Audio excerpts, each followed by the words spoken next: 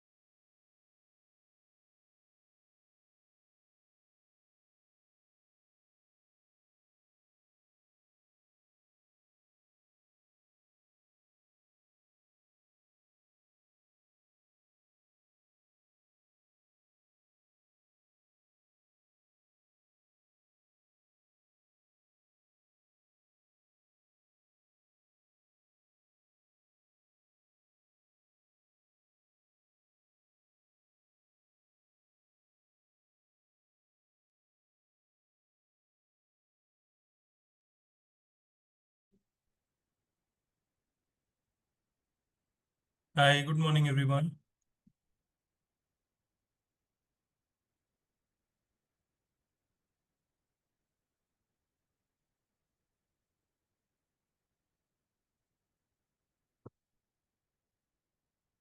Hi, Farida.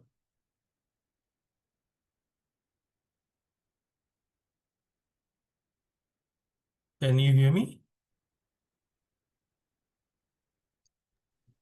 Hey, hi, Niranjan. Hey, hi. Niranjan, do we announce it in the class that we will be extending till Tuesday? So I think Tuesday or Thursday we can have the exam. Okay. In terms of the content, we will be done today. So as such, we will not require to extend. Okay. So But we'll have the exam on Tuesday. Tuesday or Thursday, I mean, that these guys can pick because um, this week we were not able to share the assignments or anything. Hmm. They want to use that time good enough. So, that way they can make use of the time, but maximum by Thursday they should be done. I mean, that's the so Okay. Okay. anything works because anyway next week if they don't have anything, so they might as well then finish off all the assignments, everything next week and complete. So That you way will it be will, giving them the assignments today so that they you can do give it. them. Yeah, I'll share them with you and then you can Yeah, sure. The both individual and group, right? group. Yeah, Done. Okay. So we will make it like 25 for group and 25 for individual and 50 for the final exam. Does that fine. work? Yeah, Yeah? I think that's fine. Yes. Perfect. Okay. Hi Niranjan, good morning. Hi Hey. everyone. Hello, Hi, morning. good morning.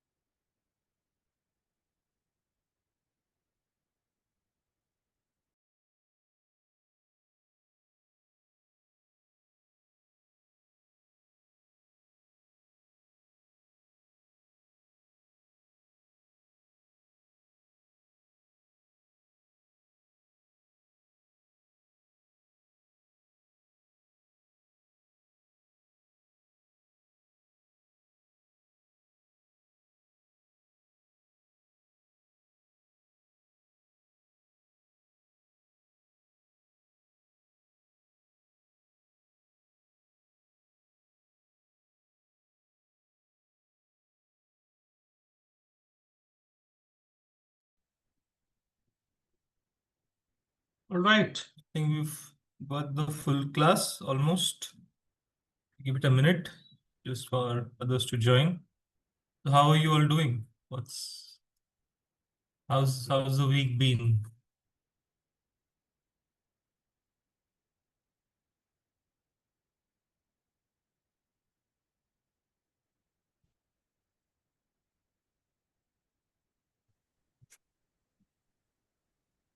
Yeah, all goes well, Niranjan.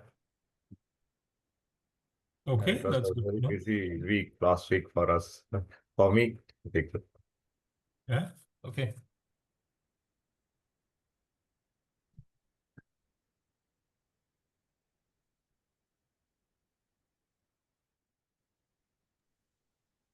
So Niranjan, we haven't seen you last last Wednesday. What's up? There was a guest lecture, and I was also traveling, right? On Tuesday, I was in Mumbai. I've come back to Hyderabad now. So I just used the time to travel back because anyway, a lecture was scheduled. So I had a discussion with the faculty who came on Thursday, and then she was going to take the session for most of the time. So I said, okay, let me use the time to travel back, and it was a good decision because the rains have been quite crazy in. So from Mumbai, I traveled to Delhi, and Delhi rains were phenomenal. I mean, unimaginable how much time it took to get to travel. So yeah, thankfully I Okay. was able to avoid that.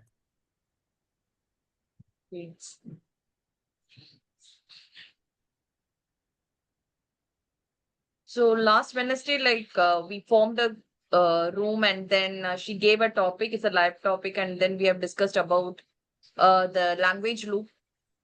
So it is really a different class, and we shared about the experience, and she talked about the experience. So it was really interesting. Mm, nice, very good, very good.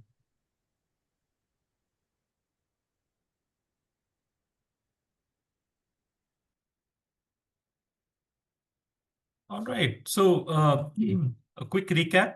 Somebody wants to do a recap of what we spoke on Tuesday.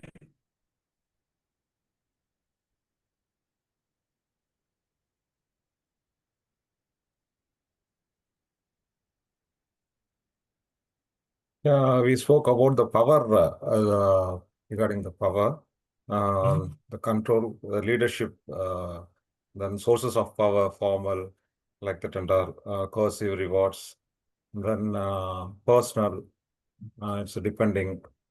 And then you gave the small homework also. List out the three aspects that your manager fulfills for you, that one also.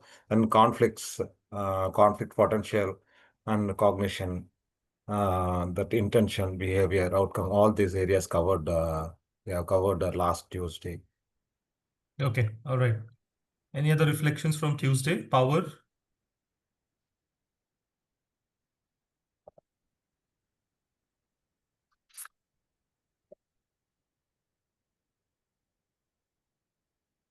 Others? What were your takeaways from power?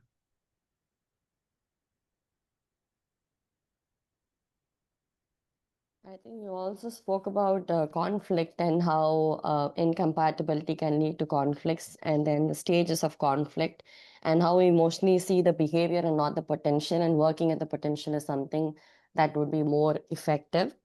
And we also spoke about negotiation, distributive and integrative, and how integrative is about win-win situation where we talk about my interest and your interest and figure out a way, whereas distribution is we're both trying to minimize the losses, so one person will be at a loss. Yeah, integrative is the most effective way of negotiation is what we saw. Okay. So is power, what is power to do with changing or influencing, and why?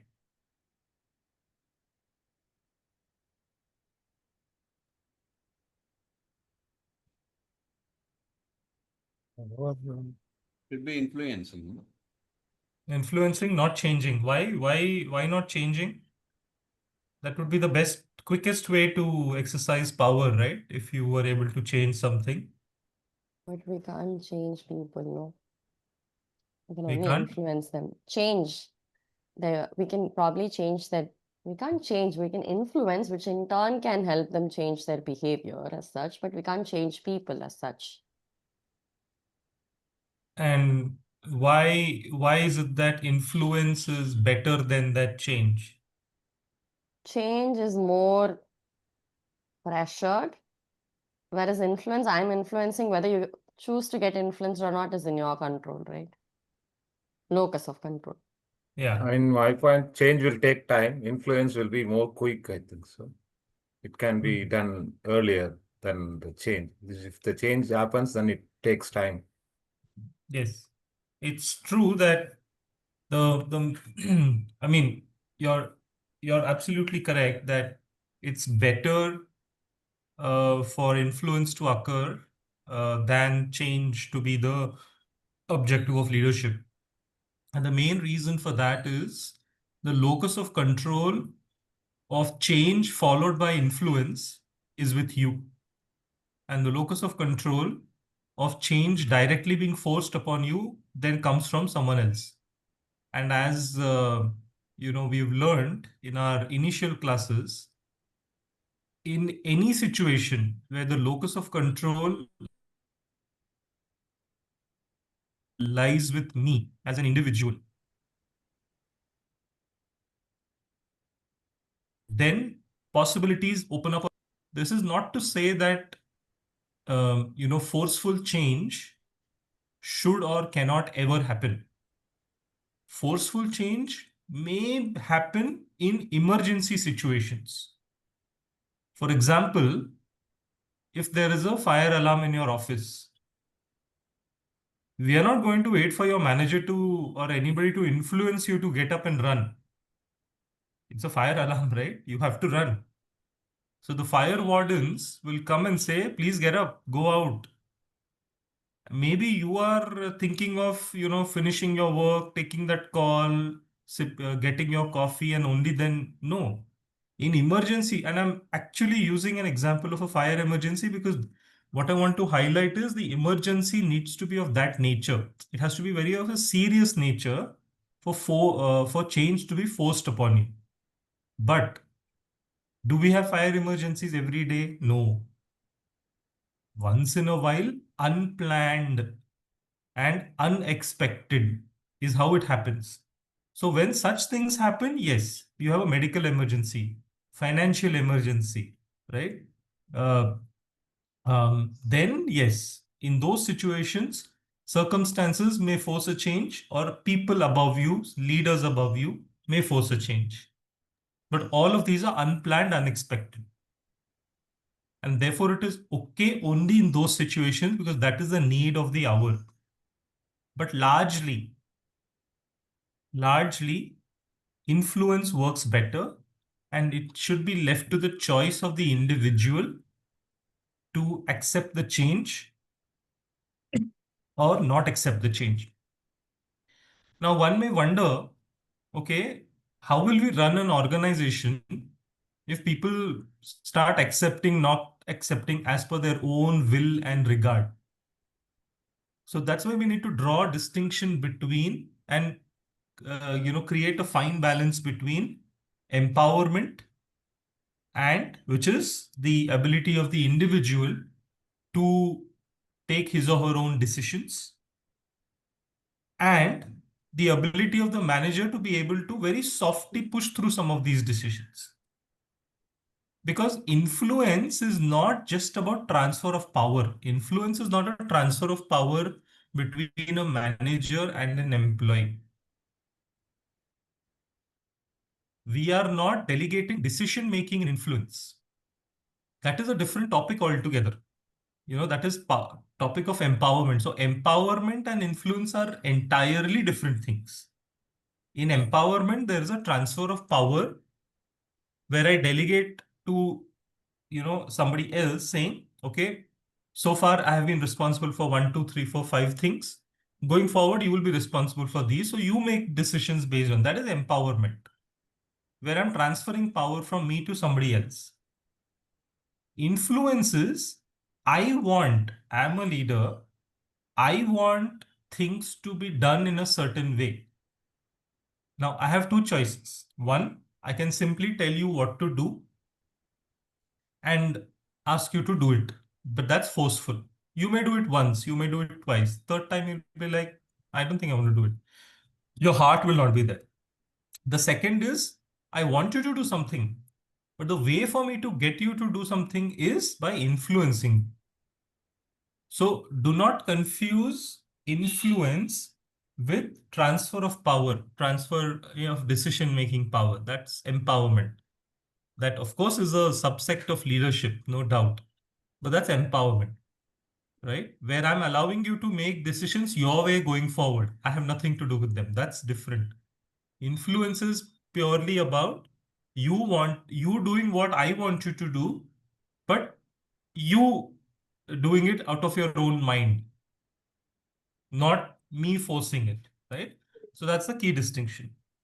Now, when it comes to power, so we say that power is essentially the capacity that a person has to influence the behavior of B, right? So just like a phone works on a battery, fully being charged, how will I influence you? I don't have a magic pill. I don't have a medicine. It's not like I'll give you an ointment and say, please apply this ointment. You will be influenced by me. No. What is the battery? What do I need to influence you? I need power. That is the fuel. That is the battery of my influence. Influence does not happen just like that. It happens because I have a certain element of power. And that's where I think, the homework for you was that just look at, and then, like we said that maybe you can look at what do you expect from your managers that makes your managers powerful. Because we want to know if I am letting you influence me, the recipient has to let the giver. It does not happen automatically. I have to accept you as my influencer. Otherwise, how will you influence me, right? So for my leader to influence me, the leader needs to have power. Now, again, what is power? Like phone, you look at the battery inside is 60%, 70%, 80%, 90%. So it is easy to quantify electric. If my manager has the power and therefore he can influence me, but formal sources of power and personal sources of power. We said formal sources of power can include coercive power also. We spoke of the traffic policeman and law, all of that. That's coercive power. It's an acceptable source of power. The only issue is it may not be very sustainable. Then the second source of power is reward-based power. Because this person has the ability to give me rewards, I will let him influence me. And the third is legitimate. It comes by title, which means you have somebody who's the president of the company, director of the company, senior manager of the company, team leader, group leader, whatever, right? HR, finance, all of these departments or designations have a legitimate power arising out of the company's policy or the company's org structure. So that gives them power. So finance department can ask you to submit all originals of, let's say, your tax proofs because they believe that maybe you have not submitted the right documents. On what basis is the finance department asking you to do this? Because the organization has given them the power to question in case they have a doubt. You travel somewhere and you are supposed to submit bills for reimbursement. The concerned department, the travel department or whichever department is dealing with this in your company, they can ask you to submit it in a particular format only. It's not like you will give them 100 bills and say, okay, give me the money. No. You have to enter it in some Excel sheet, in some Word document, in some physical form, something, right? They will say, fill this up, give it to us. Go get your manager's approval and then give it to us, right? Where does all of this come from? It comes from the power that rests in them, legitimately given by the organization. Okay. Then we spoke about informal sources, which is, expert and referent. Expert is where the individual has certain, some level of knowledge that makes them experts in that area. And this is personal power. And referent power is basically your admiration for an individual.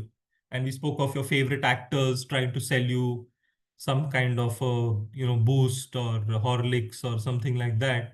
And you're willing to buy it because that you have an admiration for that individual, which is what the entire advertising industry focuses on. They use the power of reference, the referent power, to influence people to buy certain things.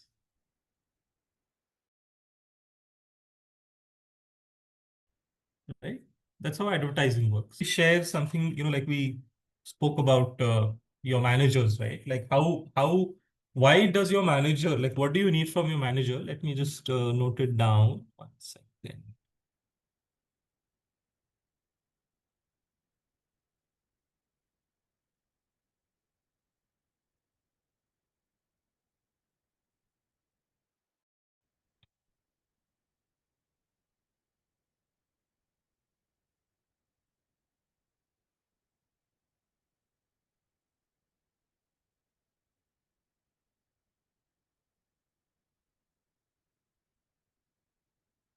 Okay.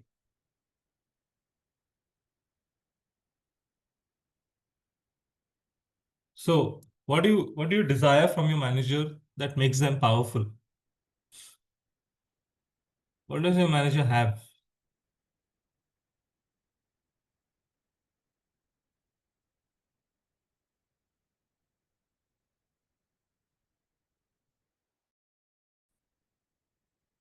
This is homework. Decision- So Yeah, thought yeah. Decision making, that authority, and then decision making will be there. Ability to provide Yeah. direction and clarity.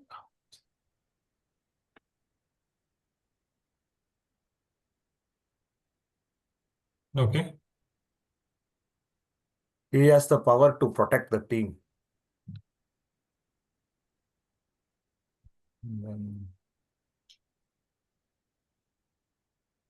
Okay, first, give me more inputs so I can type off.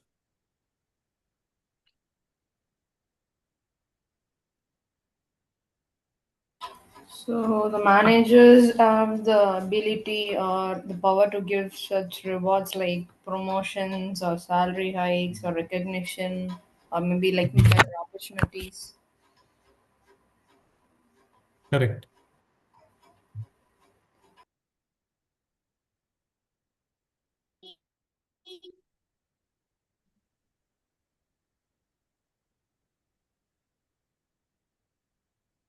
He is also he needs to adapt to the policy. So uh, when when policy comes in, so he's having some approvals and other related stuff. So uh, he holds the power.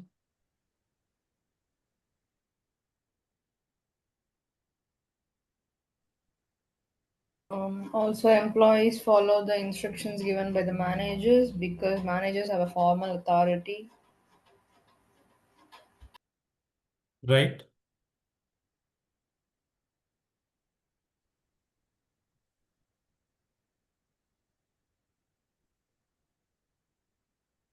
Now, if I were to, and feel free to keep adding up, but I'll just kind of continue with the topic. If I were to look at how many of these, I mean, we learned about formal and personal sources, right? Can you identify which of these are personal sources of power?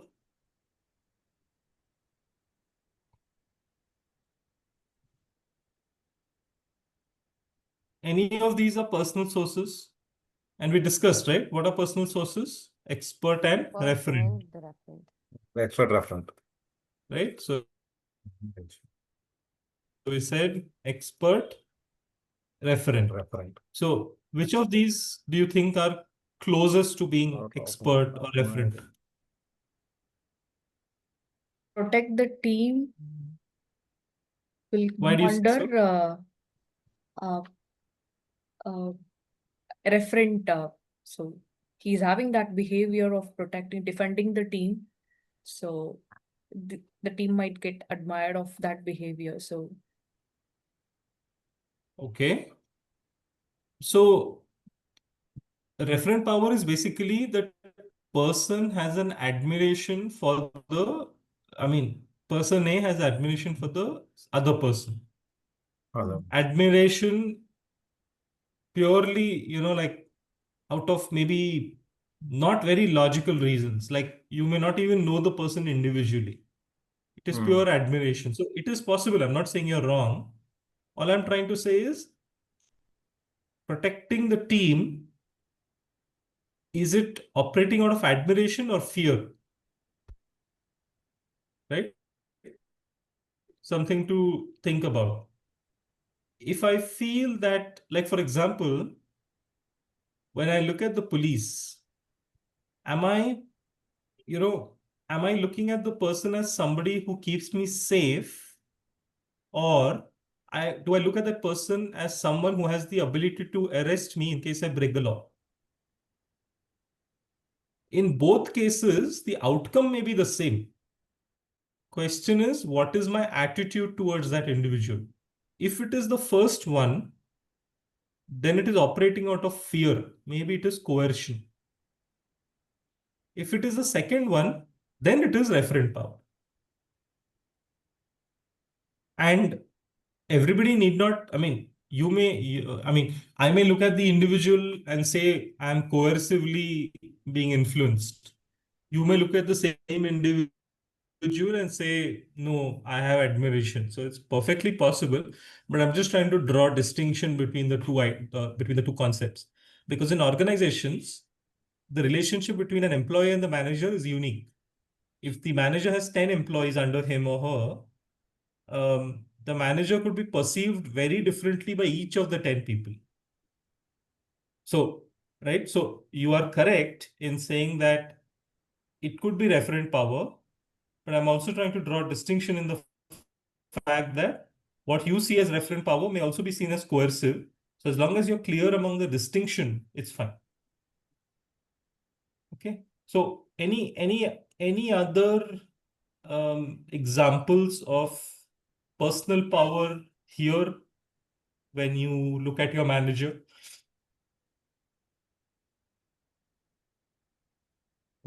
Personal power, maybe that punishing power. Maybe whether I don't know. Is it I'm right. expert or referent? It's based on if someone is good to him or someone is a favor to him, then definitely there will be variation of the punishment. No, that may be vary to the manager. Yeah. Again, like I was telling earlier, that draw a distinction between, are you afraid of the punishment or do you see as a area of development? If you're afraid of it, then maybe it is coercive power that is working. If you look at punishment as a deterrent, saying, yeah, I should do the right thing, otherwise my manager will punish me, then it is referent power. And each one to his own. So you can have like different, two people may look at the same behavior of the leader, and one of them may call it coercive, one of them may call it this thing, because it also depends on the equation you have with your leader. Yes. Okay. What about transformation in the team? Transformation or the integrity part, integrity of a leader. And third is that delegating tasks and consulting with the team. So again, we are discussing sources of power, right? So if you believe that the integrity this manager holds is the source of power for this manager, then fair enough. Because he's a very honest person, I will get influenced by him. Fair enough, right? Delegation may be a more tactical aspect to, sort of look at. But again,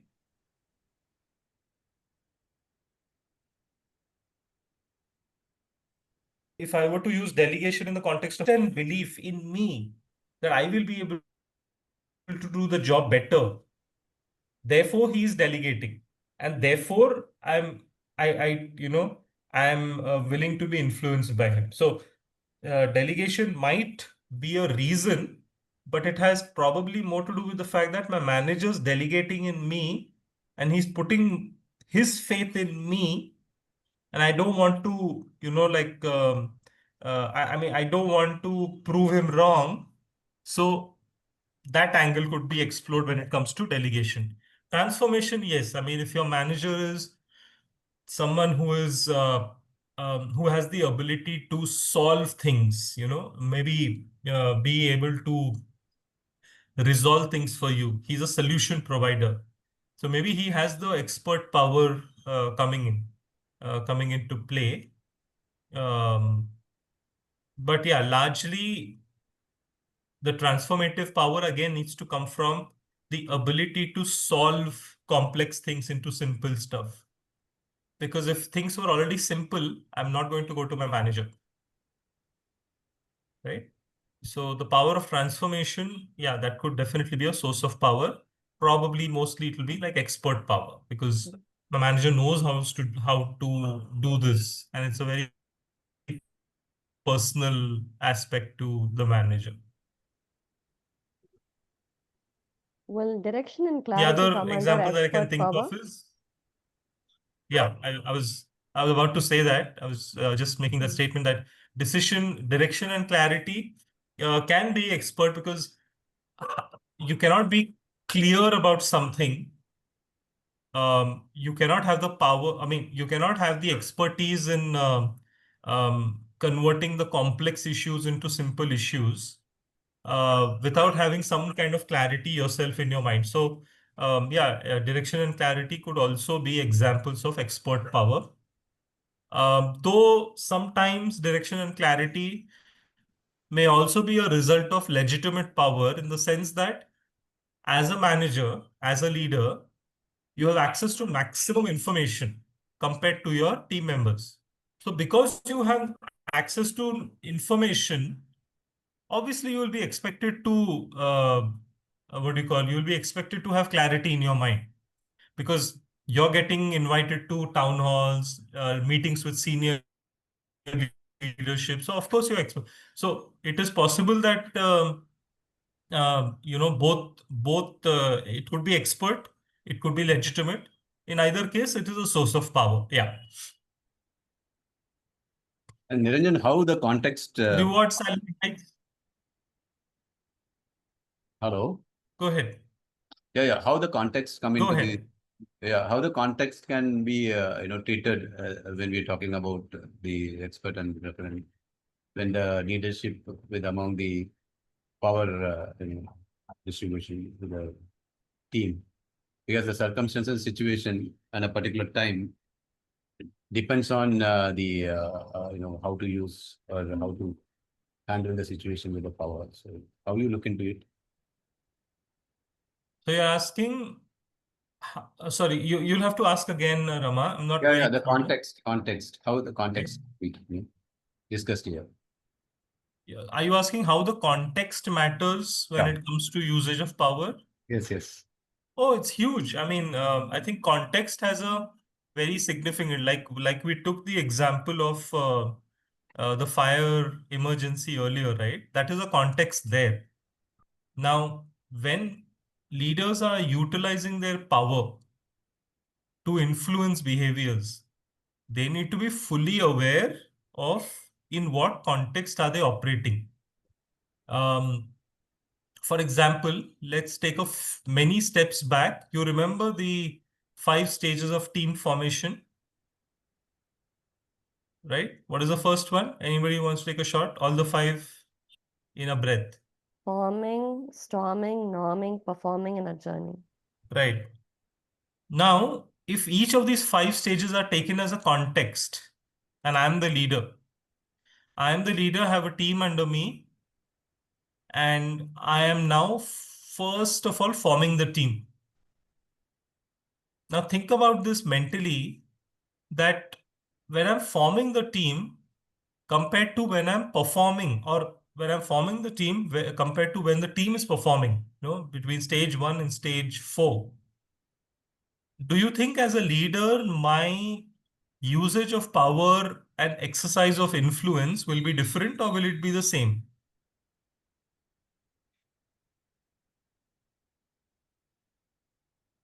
Should be different. How? Can you imagine how? When you're forming the team Yeah. versus when the team is performing. How Forming, my usage will be different? forming will be the initial stage that, it's just more into informal kind of a thing. When the performance comes, it's more they know each other, and the situation is different. Right? So context has played a role here. Now think about between performing and storming. Where do you think I'm more likely to exercise my power? And why? Storming. Storming, because there is a lot of norm setting that has to be done. Yeah, so as a leader or a manager, I would be the one setting norms, saying this is okay and not okay, and what is acceptable and not acceptable. More authority. Yeah. Correct. And now let us say that in the case of storming, the normal course of storming happened, people finally are getting along, but there are 2 people who are so incompatible with each other that they're literally hurling abuses at each other on the work floor. The relationship between them is so bad that they are absolutely not even willing to see each other. Forget seeing each other. They are literally abusing each other openly, like abusing as in, may not be with vulgar abuses, but like even like shouting at each other, doing things that are inappropriate. Now tell me, exercise of power here, which would be the best source of power for the manager to use in a case where you're clearly seeing that 2 people are shouting at each other, and why?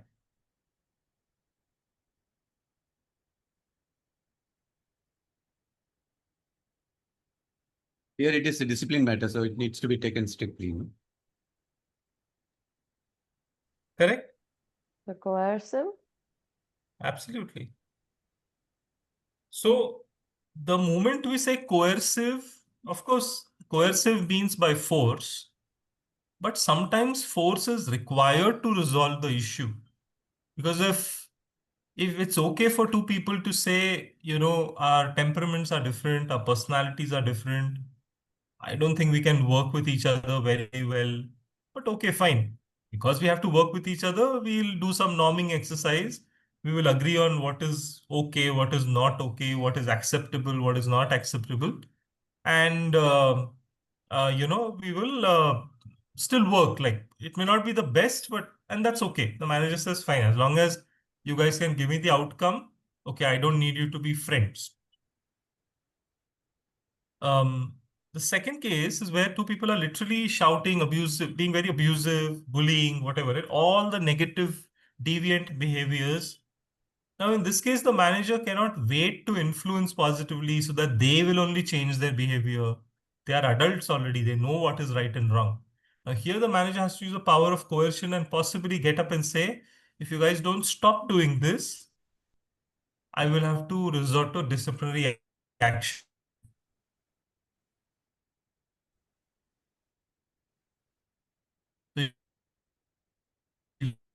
He has to coerce them to stop once or twice.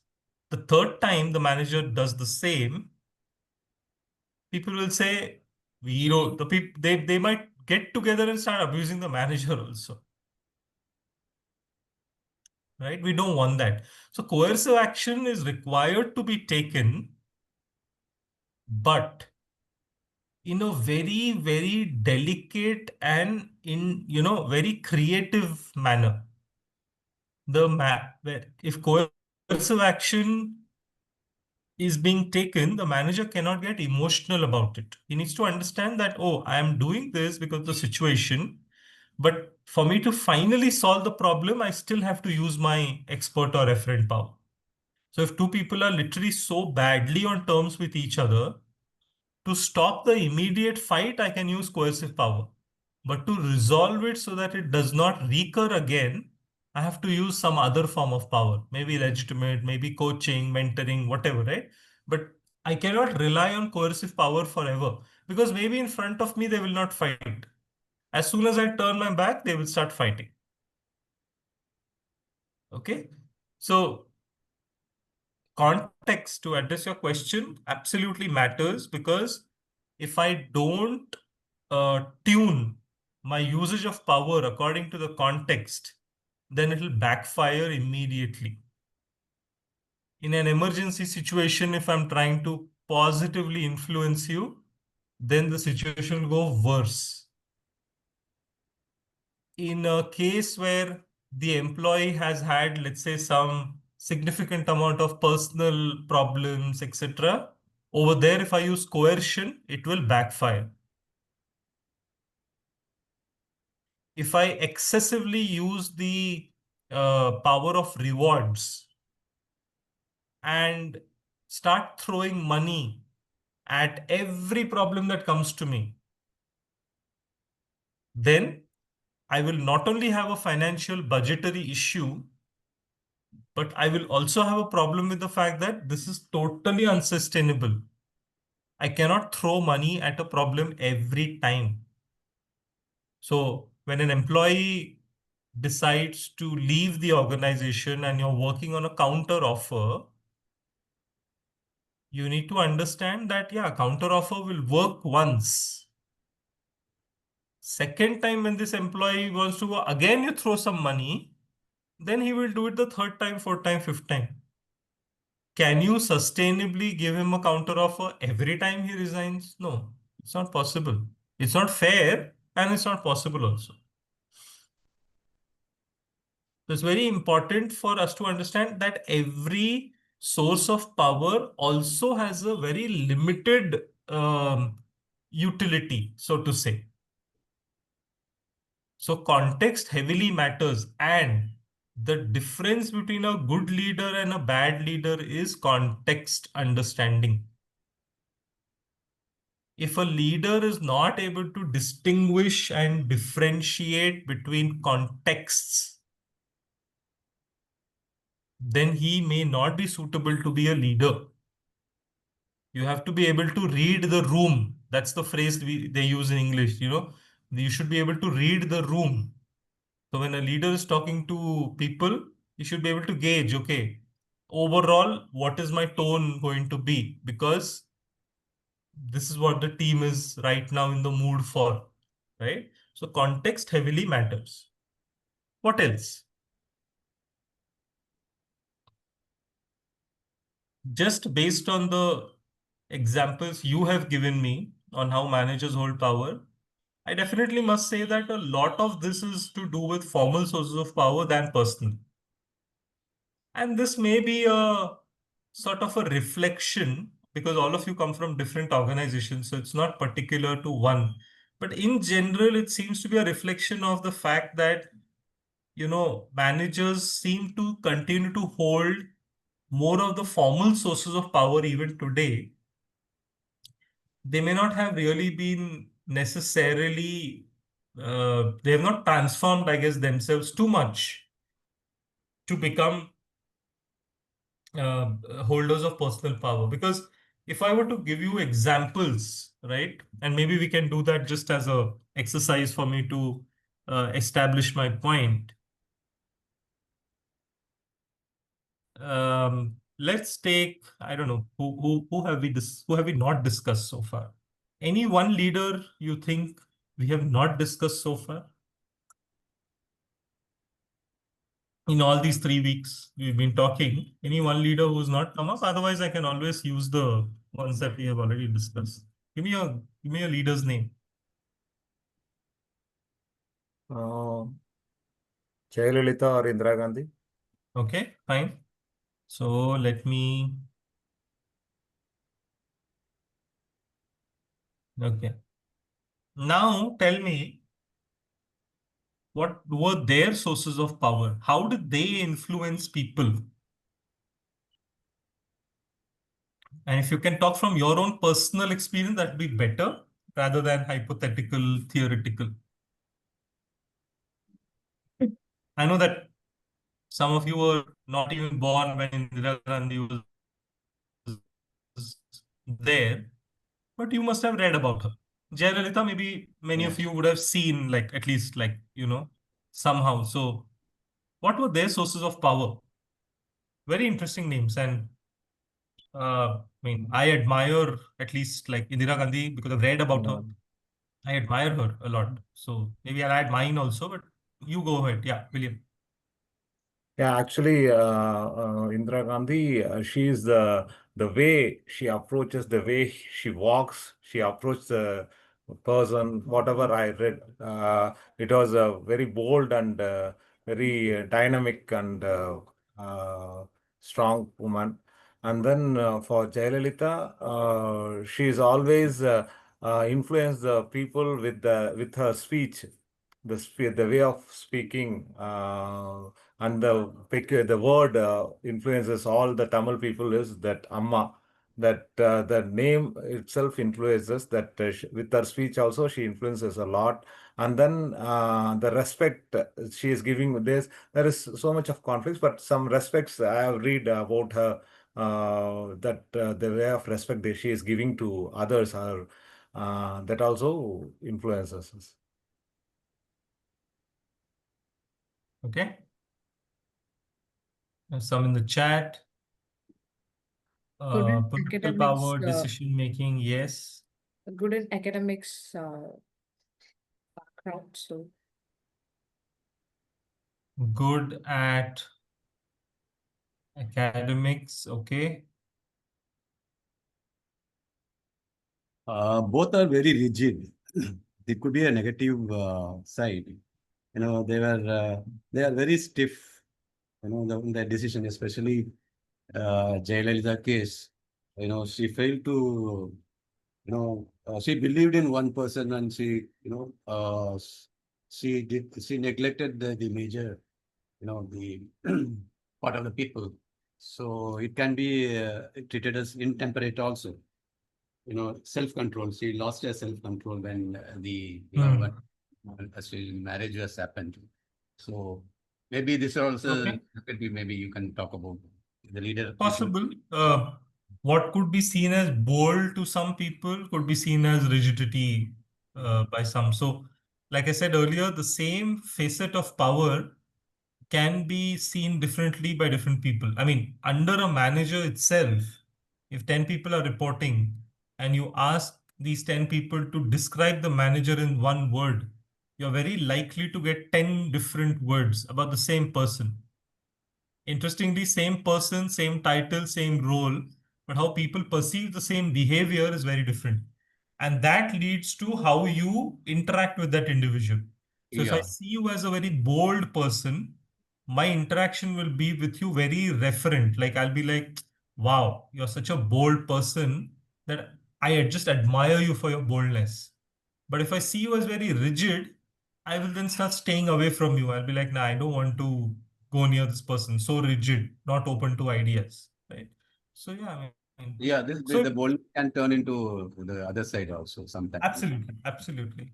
So if you see, on the left side, you have the characteristics of a influential manager.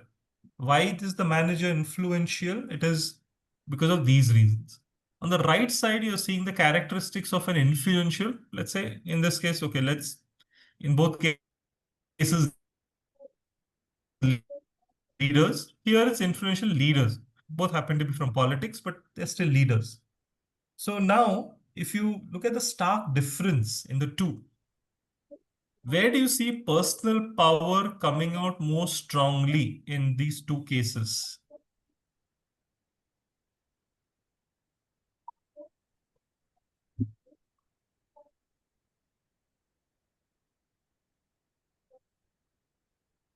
Where is personal power The being right used one. more? The right Jayalalitha one. and Indira Gandhi? Yeah. What do the others feel? Sheena, you've not been saying much today. Yeah, I'm in a different place, so stuck up little crowds are there, so I couldn't able to Okay, come on video and not no talk problem. much. So I'm sorry. So here I would say that good at academics, that comes personal power. Yeah. Good at academics is personal, but even in personal, it is more to do with expert, right? Because you are saying that because somebody has been so good at their studies, maybe they're no more, right? It could be an expert-based power also. Or just the fact that they're so good at academics, you feel, wow, I should listen to them, right? But yeah, generally speaking, when it comes to like some of these political leaders, or I mean, we could take so many other names, right? If you were to do this for your favorite leader, industrial leader, say Ratan Tata, or actors, your favorite actor, it could be Kamal Hassan, Rajnikant, Amitabh Bachchan, Shah Rukh Khan. And if you were to do this as an exercise just yourself and maybe try and do it, right? You would see that all these people you hold at, you believe are influencing enough on you, or have the ability to influence you, all these individuals have a lot of personal power that exists. Even why go so far, even in your homes, let's say as kids, or even now, the context may have changed between you as a kid and you as an adult today. But the influence, let's say, that your parents can exercise on you, even though the context has changed, you have grown up, and of course, your parents have also grown up. But the influence they can have on you comes with a lot of personal power. Yeah, of course, there is legitimate power, like we said, oh, I am your father, I am your mother, you have to listen to me. Yes, that also happens. But especially as you grow up, you see, your parents draw power and you let them influence mostly based on a lot of personal power aspects, not so much the formal power aspects. Because maybe after an age, coercive power doesn't work. Like today, I don't think any of your parent can tell you, okay, if you don't do this, I'll give you a tight slap. Many of you are yourself parents now. So coercive power is not going to work. Your parents also understand that. Reward-based power, well, maybe, like when we were kids, reward-based power did make sense. You do this, okay. Like yesterday, I was traveling back to Hyderabad, and this little kid, she wouldn't put on the seat belt. Very small, like she must have been 2 years. She was sitting at the window. She just wouldn't put on the seat belt. Her parents were telling her, look, pilot will scold you, the air hostess will scold. She was like, no, I'm not wearing, and whatever, right? Small kid. Then the air hostess came for the final check. They'll walk, right? Okay, have you worn, not worn? So she looked at this child and she said, hey, you need to put up. And they're very, obviously, they're trained to do it, but she was being very sweet to the little child. Child wouldn't budge at all. And then she just said, look, if you don't do it, I will tell the pilot not to fly this plane. Okay. Now, the same thing coming from the air hostess, the child listened quickly. Same thing coming from the parents, the child was like, no, I will not do it. I will not do it. I will not do it. Then what the air hostess did is then this little girl, she put on the seatbelt.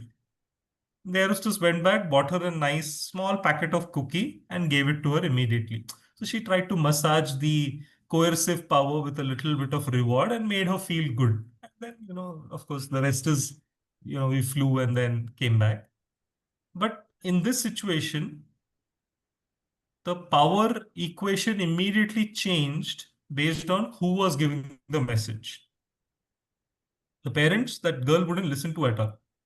Same message by the air hostess, the person listened to. Right? So that is what you need to be cognizant of when you're thinking of power. Now, in the organizational context, how all of this helps in terms of application. So we've understood what power is. We've understood the concept of power. So two ways of application of power dynamics in organizations. Number one is when you're drawing up organization structures. When you're working with leaders to say, how should this organization be structured? How many managers, how many employees, how many team leads? And when you're drawing up that pyramid, right? That's where you need to understand that power concept comes into play. Now, it is based on your organization's policies as to, should one manager be responsible for 10 people, 20 people? That's your policy. I'm not getting into that. Whatever that is, you will find that, the concept of power is applicable one over there.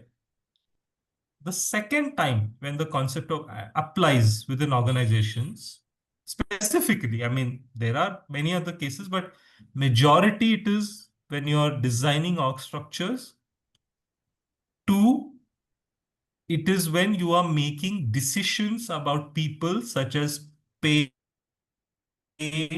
increment, bonuses, and let's say disciplinary issues, etc. Because in all these cases, it is the manager at the forefront of decision making. So it is very important for you as HR business partners to understand how power is working in the context of this team. What is the distribution of power? For instance, if the distribution of power is very coercive, then it is possible that the manager may play some favoritism during, let's say, allocation of merit increases.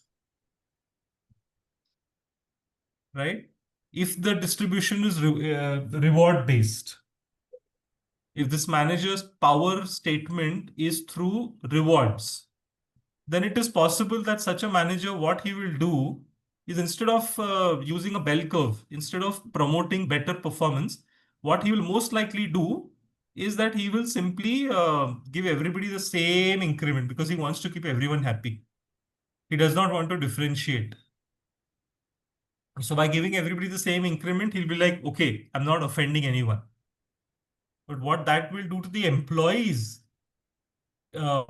especially the ones who are performing very well, is that such employees will start seeing this as unfair. And they'll say, why should we work so hard if you're going to get the same increment as others?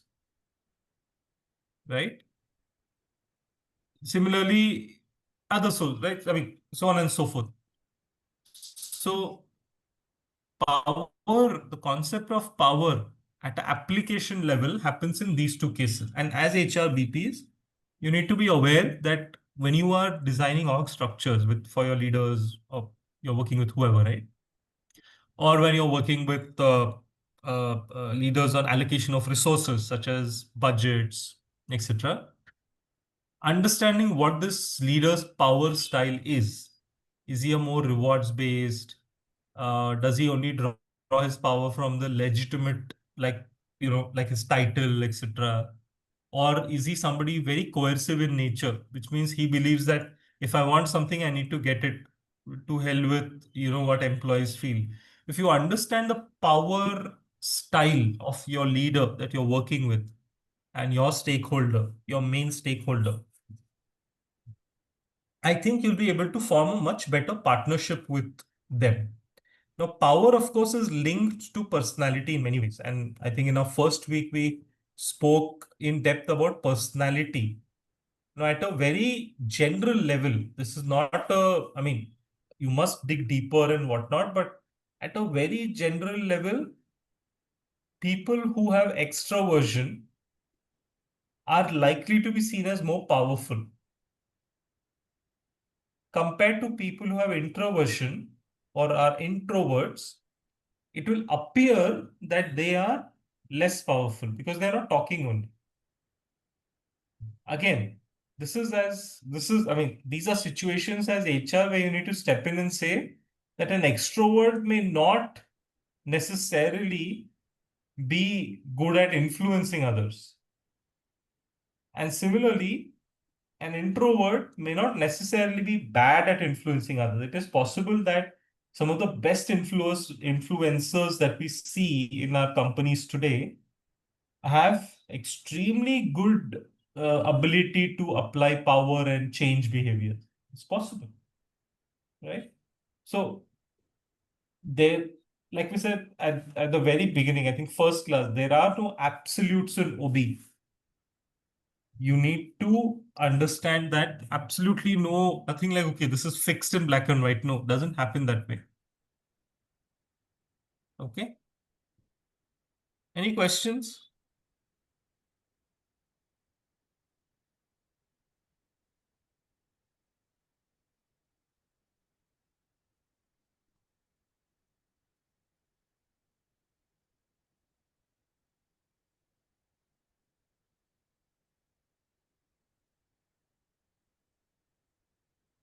All right. Maybe just take a minute, couple of minutes adjustment break, and we will continue thereafter.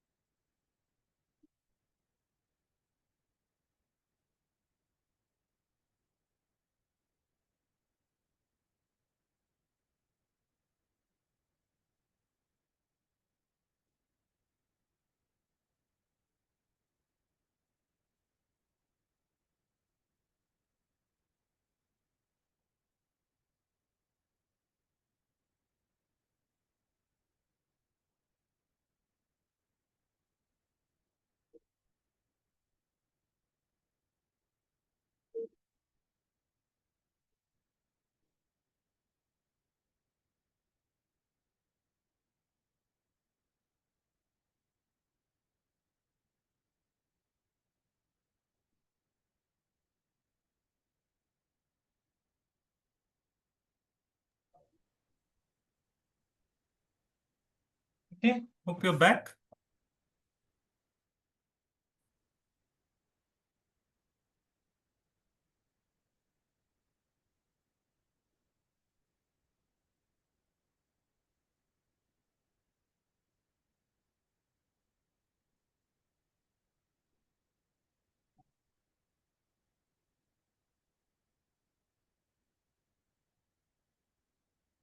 Now, we've been talking of power in the context of influencing and positively influencing. And the assumption is that the correct usage of power will lead to positive influence, which will therefore lead to change in behavior that is directed by the individual himself. Great. And I guess majority of the times that is how power plays out in most cases. What do you think happens when this process does not happen in the correct manner? What does incorrect usage of power lead to?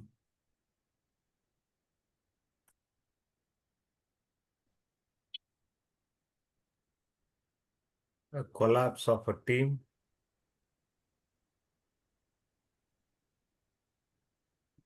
That's team. Between the two individuals, what happens?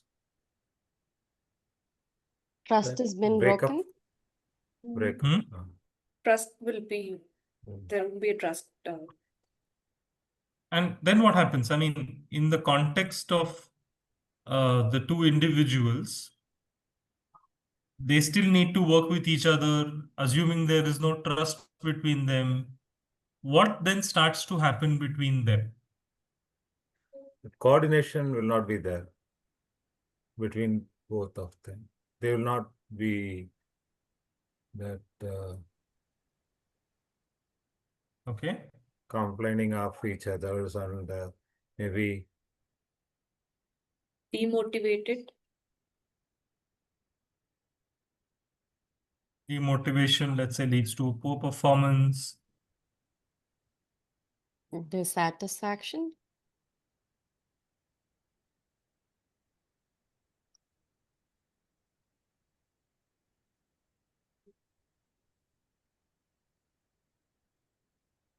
that the performance will be affected for an individual. The performance will be affected. So if you have to look at all of this, right? This is happening between two people. And now you have to look at all of this and say it in one word. All of this has facets of this, right? The word starts from C. What do you think that word is? Conflict. What is that? Conflict. Yes, Conflict. absolutely. Right? When power is used incorrectly or inefficiently, and we are not even getting into intention here, right? We are not saying that there was an intention to do so. No, maybe the intention was right. The intention was, I want to influence your behavior positively, but I have not done it correctly. I have not done it efficiently. Therefore, it will lead to conflict. If I do it efficiently, you will get influenced. If I do it inefficiently, it can lead to conflict. And how that conflict plays out is like this in all these aspects. This is how conflict can play out. Right? So if I use coercive power when I should have used expert power, automatically trust will be gone. If I use expert power when I have to use, let's say, the power of legitimacy that is based on my role and title, it is possible we'll start seeing people complaining of each other. Why is he telling me what to do? Why is she telling me what to do? Right? All of that happens when you are questioning the legitimacy of somebody's power. Right? I end up using expert power. I'm giving you gyan when what I really need to give you is rewards. It is possible I'll be demotivated. Right? In any of these situations, I have used power incorrectly or inefficiently. That being the case, I am now in a state of conflict with the individual. And the sooner and the faster I resolve this conflict, the better for me. Because so long as the conflict stays, there is no way I can exercise influence on the individual. So long as so I cannot ignore the conflict.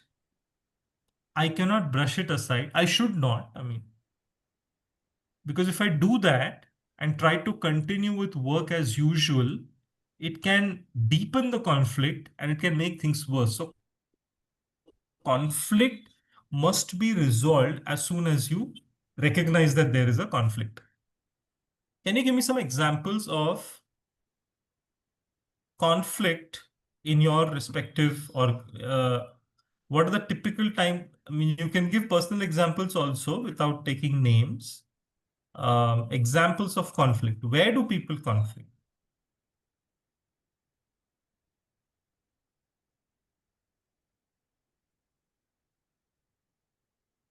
Yes.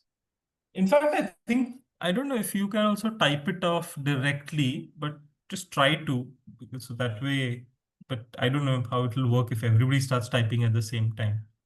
But anyhow, what are the examples of conflict? There is multiple levels of approval or two managers, two-level managers. When we skip the hierarchy, like for example, if I report to a person, but then I skip that person to another, obviously my first level reporting manager will have some different thought, and there the conflicts get stuck. Yes. In decision Correct. making, How? in decision making, How? in the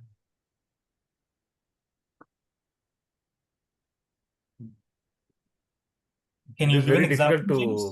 to no, it is very difficult to conclude a decision. It will not come for a conclusion if there is a conflict with two others. They will not agree what the other says. Correct. That is the conflict. But my question is, why has the conflict come about? When there is no equal, What is the reason behind the equal conflict? share of the workload, partial or Cloud and Yes, if the that's a very recognition goes to typical, some yeah. other. When there is cognitive dissonance, the manager says that he will do this, but then is not doing it. So that will also make me lose trust. Yes, yes, that's also possible. Yes, James, you were saying? No, actually, when as Anantapriya said, if the workload is there for one person, and in the time of recognition, if the other one gets means definitely there will be a Yeah. conflict. As will be there. If the employee not recognized, means not recognized, like not appreciated by the manager every time, that also leads to conflicts. This is my personal experience, not mine. I have seen like that manager will never appreciate people, but then he always question why this not happen. But then if that person, if that employee did good, maybe the employees are doing good. I never, because of that we have reached some target, or maybe achieving something, like we never see him appreciating the team or maybe the group. So where the agents are feel demotivated, and there that conflict starts. Absolutely. Absolutely. Yes. The way feedback has been given, if it's not constructive and it's more critical,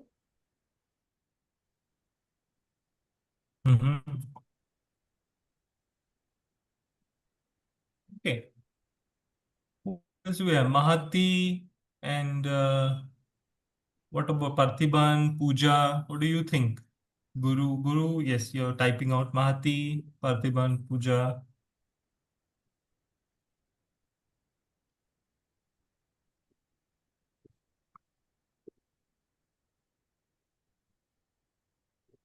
Okay, so while you add your comments, if you see everywhere when we're thinking of conflict, we are of course looking at the equation between manager and the employee. These are, I mean, I think usually the reasons why people differ and end up in conflicting situations. But now, if you were to take a step back, and now that you know the sources of why conflict occurs, right? You know the sources of power, and conflict is nothing but power gone wrong, right? Let's just simplify it and put it that way. That when my usage of power is gone wrong, leads to conflict. So now go back to the sources. Is my conflicting reason with my manager, or it's not, always remember, it's not just with my manager, but wrong here. What do you think? Or critical feedback. Which source of power has conflict with that person? Why?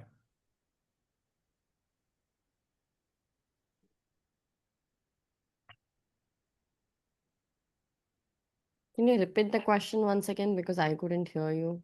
The video was getting stuck. Is it the same for everyone? Yes. Oh, sorry. No, I'm saying Again, the video these is- 7 reasons, Again, it got stuck. and this is not 7 I think internet issue is there. only. I'm sure there could be 100. Can you hear?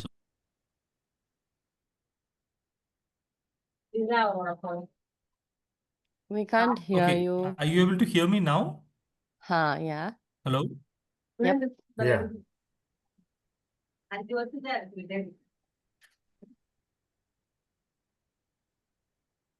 No?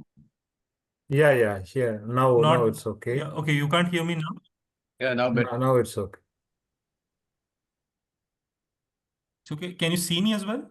Yes, yes. Yes. Okay. Sorry, I don't know what happened. Okay. No, so my question was, you have identified reasons of conflict. These are the 7 reasons, let's say, of conflict that you have identified. What do you think has gone wrong with respect to application of power that led to these reasons of conflict?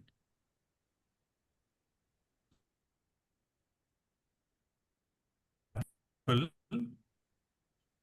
the 2 people are in conflict because they believe that appreciation is not enough in this team, or between these 2 people, appreciation is not enough. That's why they are in conflict today. Which source of power they have not used efficiently? First one might be a legitimate power because the policy, the structure. Yes. Yeah. So if the conflict between you and me is due to poor recognition, poor appreciation, and let's say if I'm the manager in this equation, I should first check within the available sources are in our policy, no, as a manager, right? If I come to the conclusion that, oh, there's no policy at all, then maybe it's a separate issue that I'm in conflict with my team member due to the fact that they don't feel appreciated enough, but I don't have a framework in my organization to do so. Probably go back and say, you know what, HR, can you help me to create an R&R policy, whatever, right? Conversely, R&R tool is there, framework is there, everything is there, and I'm not using it. Then the simplest way for me to resolve this conflict will be to simply go and do what is expected of me as a leader, which is go and nominate people every month, right? So it is possible that I have not used my legitimate source of power efficiently in order to get my people rewarded, because the organization is already giving me that power and I'm not using it, right? So it is possible. let's say critical feedback. I'm telling somebody that, you know what, you have done very badly this month. All your ranking is gone. This, that. I've given that person absolute grief in terms of bad feedback. What do you think I have not used efficiently here?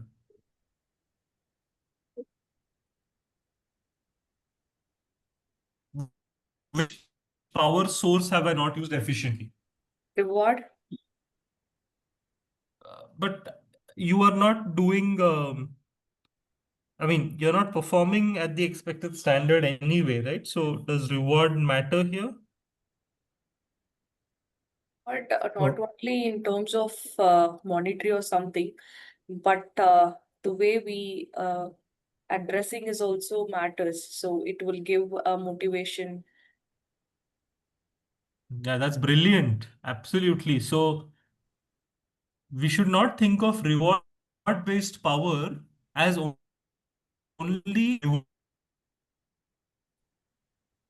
rewards. You know, one gift, some money, Priya, that reward-based power is also the reward of giving timely feedback.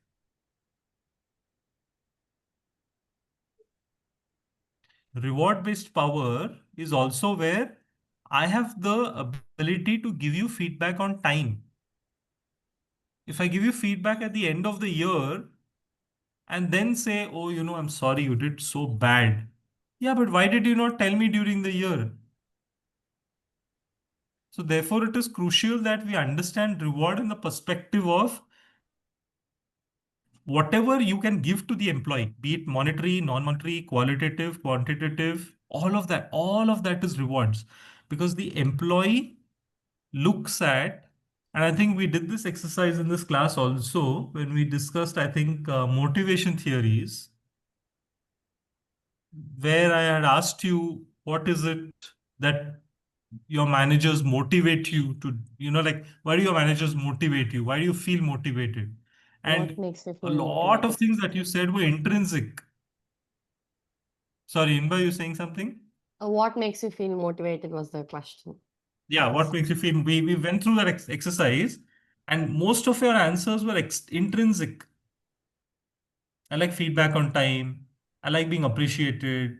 I like having that, you know, just, we also said, you know, just coming to the office and saying good morning can pump up your motivation levels by many, many percentage points up. Extrinsic is there. Give me more increments, give me better bonus, all of that is there. So the same thing applies here. Reward power is that only, that where, what are you giving to the employee who's working with you? Okay, so that's a very good example, right? So I hope you get like a fairly good understanding here of what conflict is and what are some of the examples that you can think of conflict in your day-to-day life. Any questions, any thoughts, comments? Conflict usually doesn't get measured very well in organizations because most of our systems are trying to measure positive aspects related to work. But unresolved conflict is one of the biggest reasons why employees feel disengaged and leave. Because I have unresolved conflict with my manager, something here, something there. In every area, there is some possibility of an unresolved. Very crucial is when you are designing a lot of training programs. I think conflict management tends to get ignored a bit, I feel. I don't see a lot of time happening there because we are all talking of team bonding. But what do I do after the team is falling apart? Like we focus a lot on team norming programs, right? Forming also, yes.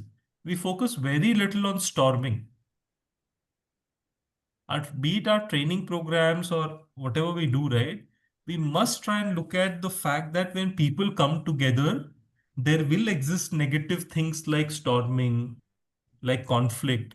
And therefore, I think it's important to spend reasonable amount of time in addressing how do you get rid of these issues. Most organizations don't even today are not focusing particularly saying, okay, 2 days we will learn purely about conflict management. I have seen conflict management getting like 1 hour in a 2 day session kind of a thing.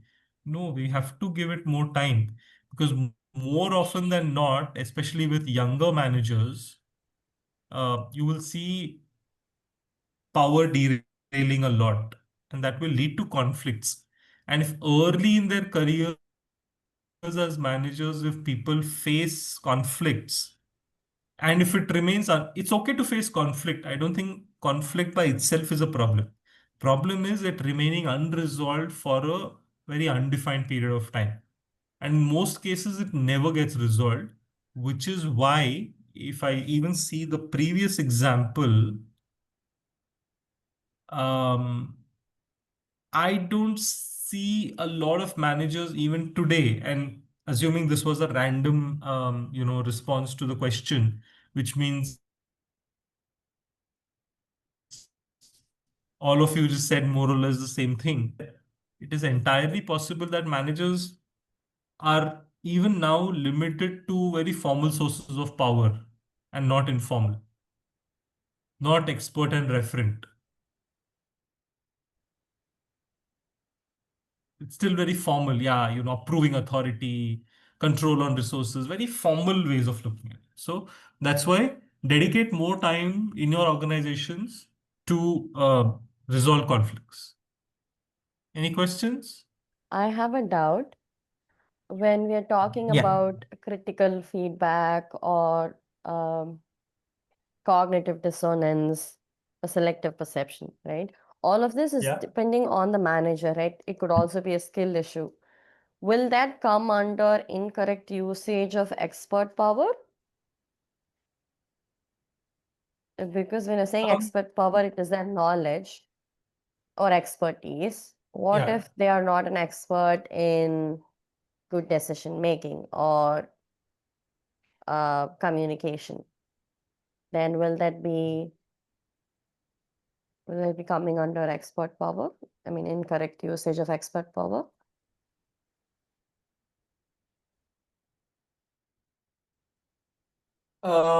So there are two things. One is I am bad at communication.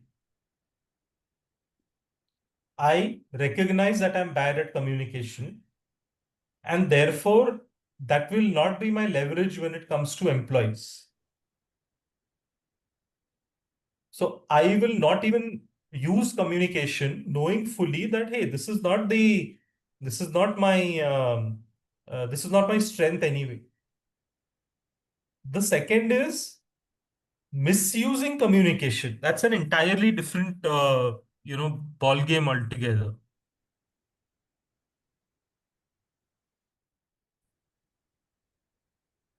Okay, so use of a strength and misuse of a strength. So let's say communication is my strength, and I'm using communication to influence people. Versus I'm so bad at communication, and in that case, I need to self-recognize and not either go and get better at it or use somebody else's help to communicate. But misuse and no, so there's a difference in misusing something and not using something. Misusing something may be a very deliberate attempt of mine to try and do something nasty.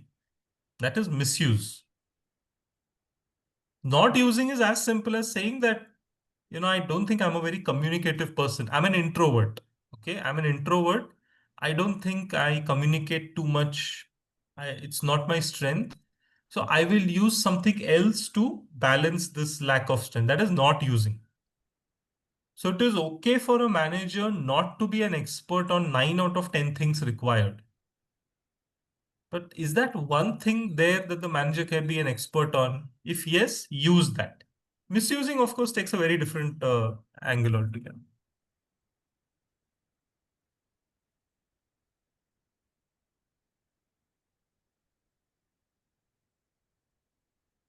Okay, any other questions, comments on conflict?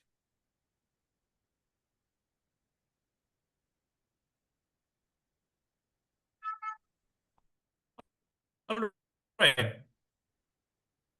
Having understood what conflict is, sorry, oops, what did I do?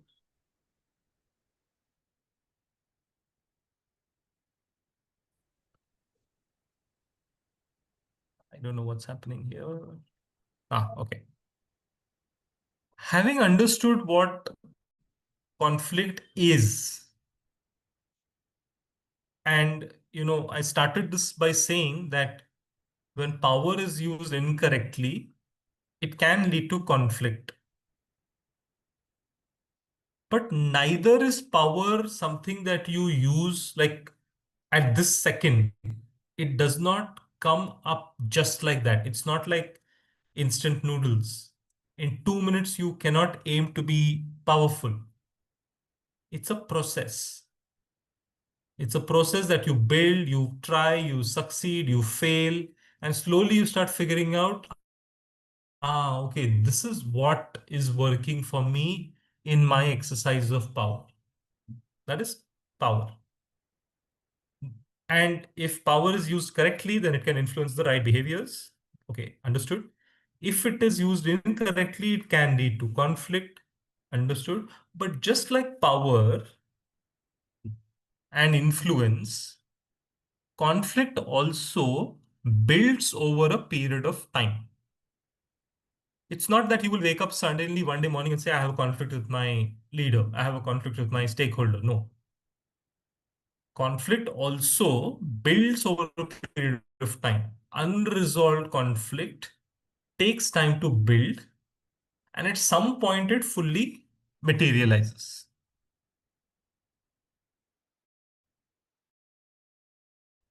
Right? Can you, forget the sign or what will be, and take maybe 5 minutes to sort of think about this.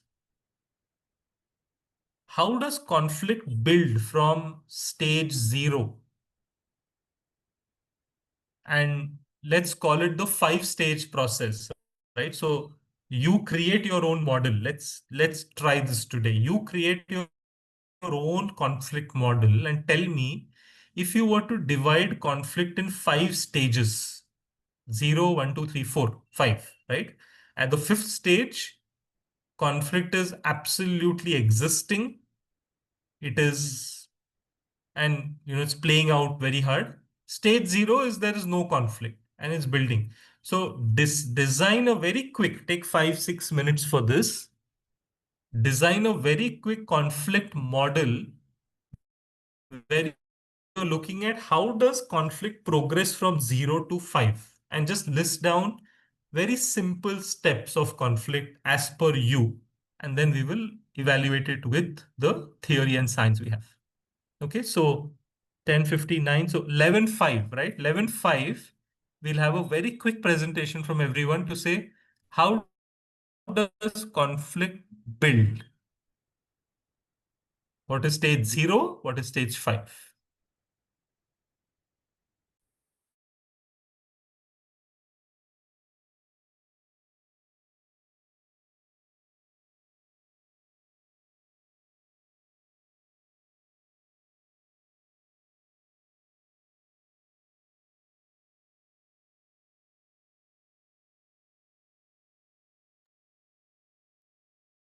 As you do it, I'm just going to change my Wi-Fi connection because something is unstable about the current one. So just continue to do it. I'm just going to switch and switch back.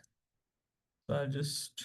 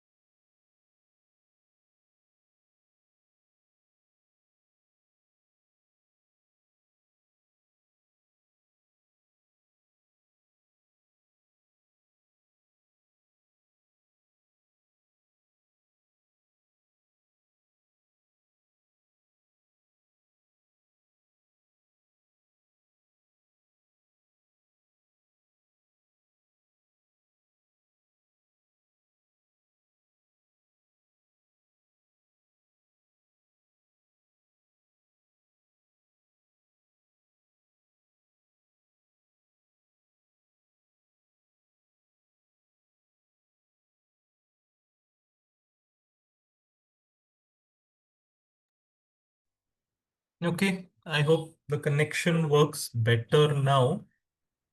Yeah, want to share a few facets of how you believe conflict rises from nothing to everything? So Yeah, yeah, it's okay. Go ahead. so when the zero stage, the stage one, I can say, when it is a small issue is left unaddressed. So this is this zero stage. So if it has been addressed, it can be sorted out in the stage one. If it has not been, if it has Okay. not been addressed, then it would create a communication gap or miscommunication. That is the stage two. And then it will create a personality difference. Whatever I say, this manager will not going to take. So the personality difference would be created with that individual. And then it creates a lack of deliverables. So he gets demotivated, and then he'll not ready to go and speak to the manager in terms of whatever he faces the issue, because at the stage one he has been gone to that manager, but it was not addressed properly. So the stage four would be lack of deliverables. So the lack of deliverables leads to holding performance, grades, promotions, and everything. And then it would create a big conflict. So whatever I do, so this is how I have created the stage 0 to 5.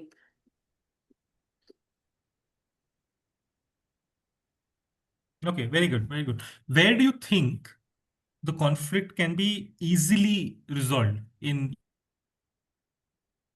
In the stage 1, each if of we these go five?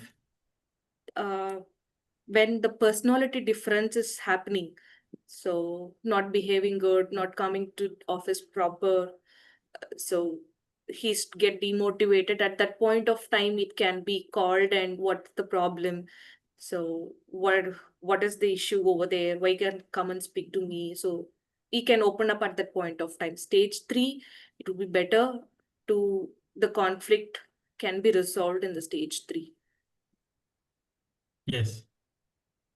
Also, one of the reasons why stage one is easier, not just because it is stage one. Yeah, I mean, of course, that seems obvious that the sooner you resolve the conflict, the better. Fair enough. But if you were to scientifically think about it, at stage one, for you to resolve the conflict, why it's probably easier could be two reasons. One, you need lesser resources at stage one to be able to resolve the conflict, because it's a very simple issue. So you need lesser resources. Two, you need lesser time. So not only you don't need too many resources to solve the conflict, you also need lesser time to do it. As it progresses in the stages, right, from 0 to 5, not only does it become more complex, which means now you need more resources and you need more time, right? Okay. Well, any other thoughts on the stages? I thought the first stage where there's no conflict, right? The second one would be where there's a disagreement, which would be looking at a particular task, how it needs to be completed. And third one could be communication, which is a crucial step. How are we going about communicating it? The tone, how it's been communicated. Listening also plays an important role. Perspective taking, if there's personalization, then that can be another issue. And then the fourth one is our response to it, right? Are we acknowledging it, or are we ignoring it, or are we going towards the solution, or leaving it unattended can aggravate it? And the last one where it's leads to the action, where it's a full-blown conflict and it's out of hand. Correct. Again, while it is obvious that here also the first step, which is disagreement, would be the best time to resolve and not let it continue any further. But particularly, what about a disagreement do you feel is easier to resolve than communication issues, response issues, full-blown conflict. What about disagreement is easier to resolve if you choose to resolve it at that stage? I think when we are disagreeing, we are looking at the issue at hand and not looking at from where it's coming from. I think that itself will make it easier. And also understanding why they have a perspective, where it's coming from, will also help us understand, and also going about having the conversation more about the subject, right?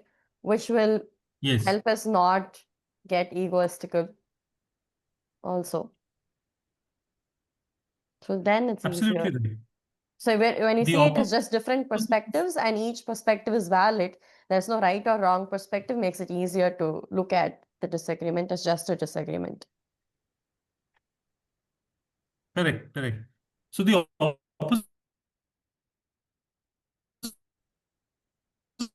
of disagreement is agreement, right? Something.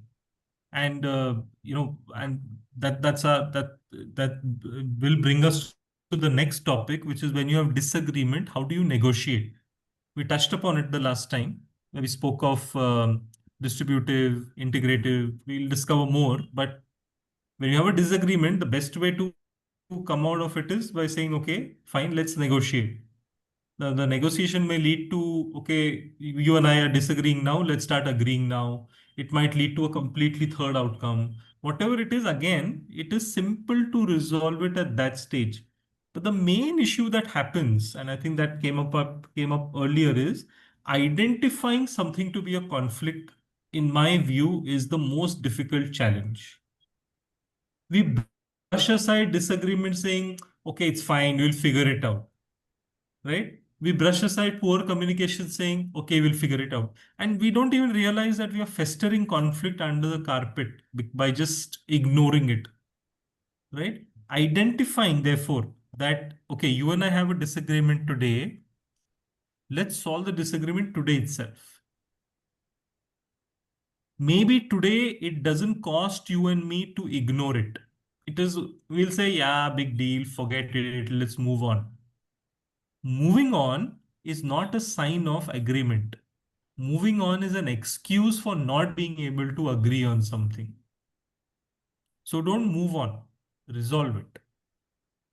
It's very crucial to resolve it than just move on, because moving on is an excuse for not having an agreement, and it will come about. Now, when you look around you, do you think every type of conflict you can solve, or do you solve every type of conflict? Hmm. What kinds of Yeah. conflict do you not solve? Disagree, let go, and leave.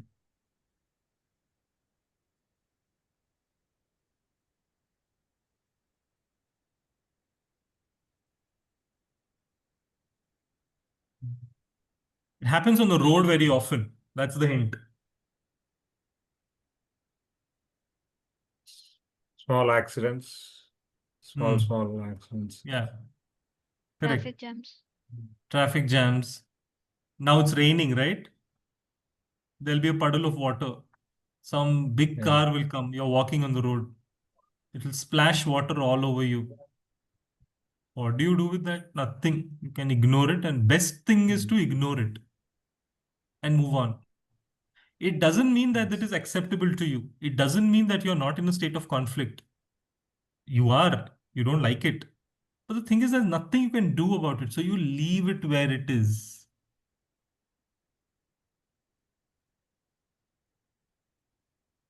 Right? You're bargaining with a vegetable or a flower person.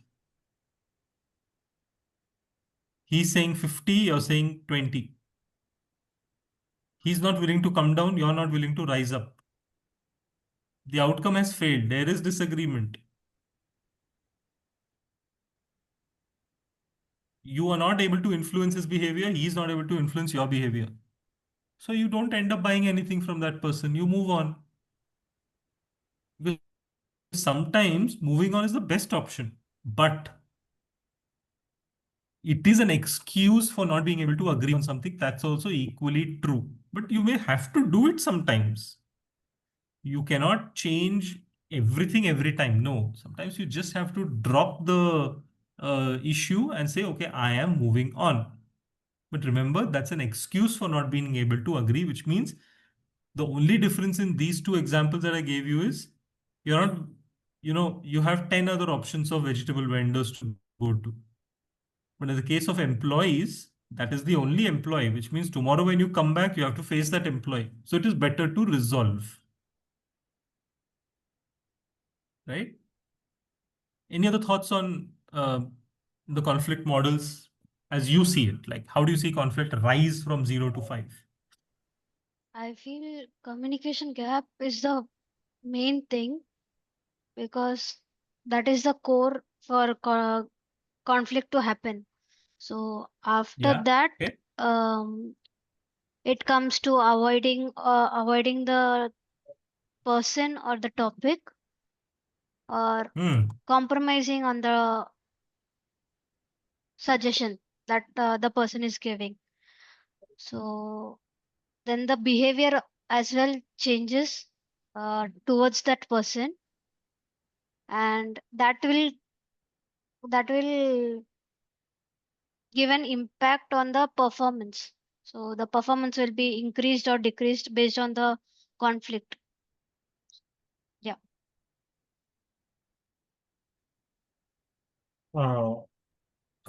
In some cases, maybe if I'm wrong, in some cases that gender equality also sometimes that conflicts will be there. Male and female, definitely in some areas, there some conflicts will be there. I have seen in some offices. That's some recognition goes there. There is definitely females are there more here. They will be very what to say, very quick sometimes. If the recognition goes to them, then definitely the male staff will feel something, somehow some conflicts with the female staff's colleague. Like very interesting here, right? I think, I don't know if that was Mahati who said communication gap avoidance. I think that's a very crucial element of why conflicts arise. It is because we avoid the issue. So you have a disagreement, there is poor communication. I know all of that. But now what I will do is, instead of doing anything about it, I'll be like, okay, it's just avoid it. Let it be there only. It will resolve by itself. I will avoid it. So one of the reasons why conflicts escalate from 0 to 5 is because people just keep avoiding it. Both parties keep avoiding it. Because even if one party takes the first step and says, hey, let's go and figure this out, let's go and resolve this, it's good enough. But both parties avoid it. I can have a disagreement with you. I will avoid it, but I will still have lunch with you, coffee with you. I mean, I'll continue with my social engagements. But in my mind and in your mind, the disagreement exists. The conflict is still there. And then it slowly starts to build up. And the second very, I think, interesting thing she said was compromise. I still have to work with you. I still need to have my lunch with you. I still need to have my team meeting with you. All of that I have to do, but I have avoided. And I'm basically now trying to compromise and say, do I have a choice? I have to work with you, right? So, okay. Now the issue with this is there's nothing wrong in compromising. It is healthy that, instead of like in bargaining, right? Okay, he'll say 50, you will say 20, you will settle for 40. He is happy, you are happy. It's a compromise. You have increased your budget, he has reduced his profit, right? The issue happens when it becomes a one-sided compromise. You go to the vegetable vendor and say, I want this for 20. No, you have to give it to me for 20. You have to. Then that guy will say, hey, look, you have to increase it a bit for me to decrease it. Why will I only keep decreasing? That's a very simple example. In the organizational context, it is not that simple. It's more complex. But when the compromise is one-sided, it creates grounds for conflict, because slowly now I start thinking, okay, I am the one who's always compromising. So why should I get influenced by this person? Right? So that's this too. But yeah, two very, very good words came out, avoidance leading to compromise. Okay, any last ones?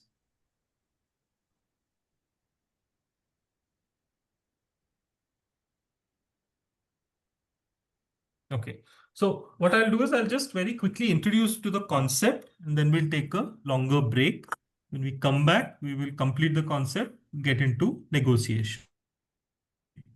So one of the reasons I asked you to do this exercise first at your end is, see, conflict is though it exists in organizations, it exists in groups, it exists between individuals.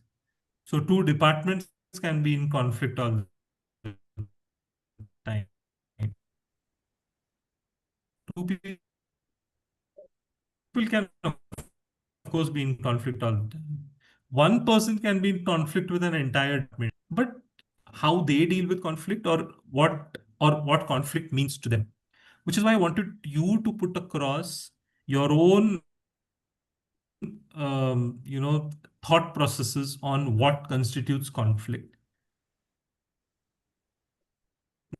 Now, the theory around this, it should not come as a surprise. The first stage is the potential for conflict being created, which means the ground for conflict is created. How? It can happen due to disagreement. It can happen due to poor communication, right? Let's say I want to let you know that, look, in the next 3 months, I am going to need 5 new hires in a specific department. That's my requirement. And you are the recruiter, so I need to tell you. But due to poor communication, I fail to tell you that I need 5 in the next 3 months. I end up telling you that the way you end up understanding is the opposite. What you end up understanding is you need 3 in 5 months. Just a very simple form of miscommunication. No intentions. We are not even getting into intention. There's no intention of conflict here. Instead of saying 5 in 3 months, you have understood 3 in 5 months. So the potential for conflict has been created. Potential. We are still not at conflict. Potential has been created, where what I said is not what you understood. Then comes the second step, which is Cognition. sorry. No, cognition. We saw it last time. Cognition. and Cognition. personalization. Cognition. Personalization. This was on that cutout, right, of this thing. Sorry. You showed us the PPT last week. Yeah. Yes, but we did not really discuss it, Yeah. Mm. right? This is when you personalize it.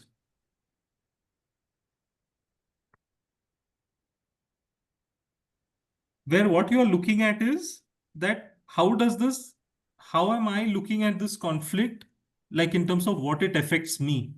So I am thinking, oh, if you are going to deliver 3 resources in 5 months, how am I going to do my work? So the potential for conflict is now getting personalized, saying this is going to impact me personally. Still, I keep it unresolved. Now comes the intention part. Now it has grown. Then comes the behavioral aspects. Yeah. This is where the fact that you and I had a miscommunication now starts showing up on my behavior. I'm like, oh, this person, always like this. I don't want to work with this person. I will not work with you. Behavior. And then finally, the outcome. which is it gets into a full-blown conflict, like we said earlier. So once you're back from the break, we will talk about these, I mean, we'll go through that PPT also, and we will look at how all of these actually play out. And you will see all of this pretty much matching with what you've already said in points 1, 2, and 3. And then we'll follow this up with, okay, we've understood we have a conflict. Okay, but I have to resolve the conflict now. That's where I use the techniques of negotiation. So we'll explore negotiation a bit thereafter. All right. So 11:30 almost. So we can come back by 11, 20 minutes is good. 15 minutes is good. How much break do you want? 15 is I'm good. negotiating. I'm not even negotiating. 15 is good, I think. Hi, Shashi. Okay, good. I'm not even negotiating with you. You have the full power to decide how much break you need. Where is this going to happen? Okay, so 11:45, we will meet again.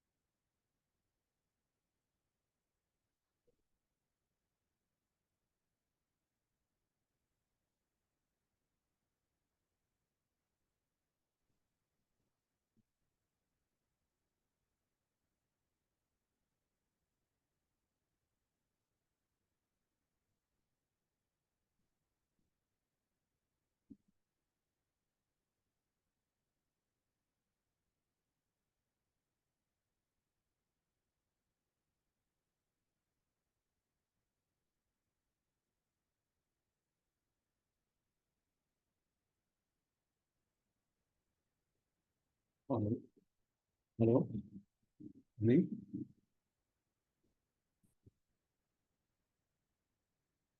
சொல்லுங்க. என்ன படம்? சொல்லுங்க சொல்லுங்க. சொல்லுங்க. சரிங்க சரிங்க.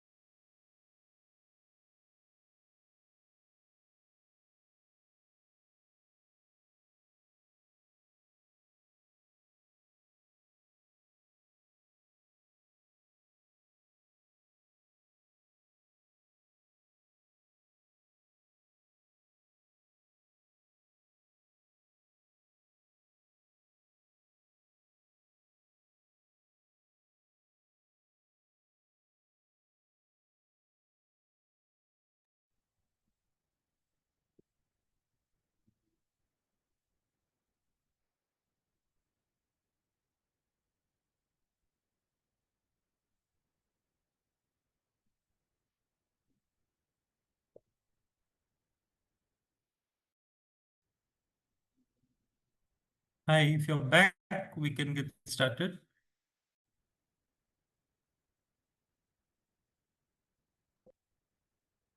I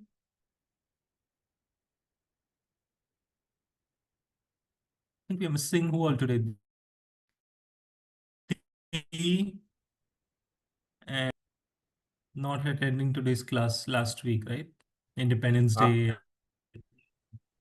Abhishek also we missed. Abhishek, yeah. Yes. Abhishek, and one more. Deepak, right? Deepak is also not here. Everyone else is there.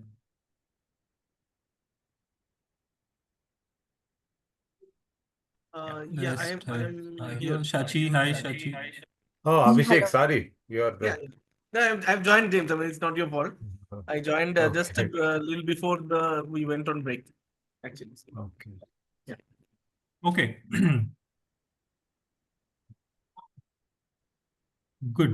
Well, today also happens to be our last class, so I thought it'll be nice to have the whole team together. So yeah, I think except one, everybody else is there. So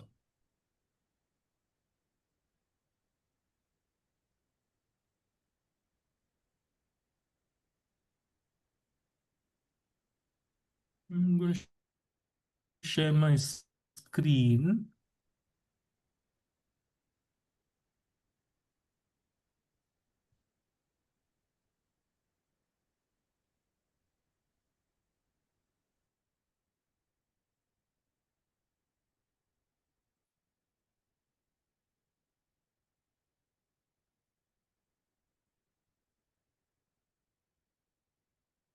Yeah, okay. 1 second.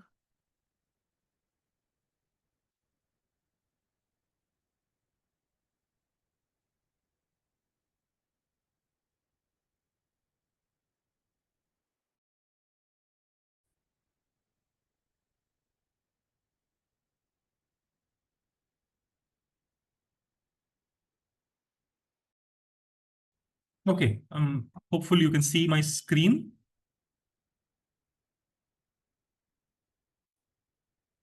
Yes. Yeah, okay, good. All right. So just as a, like from where we left last, some of the models of conflict. Let's jump straight into that and then expand a little more. If you see the screen,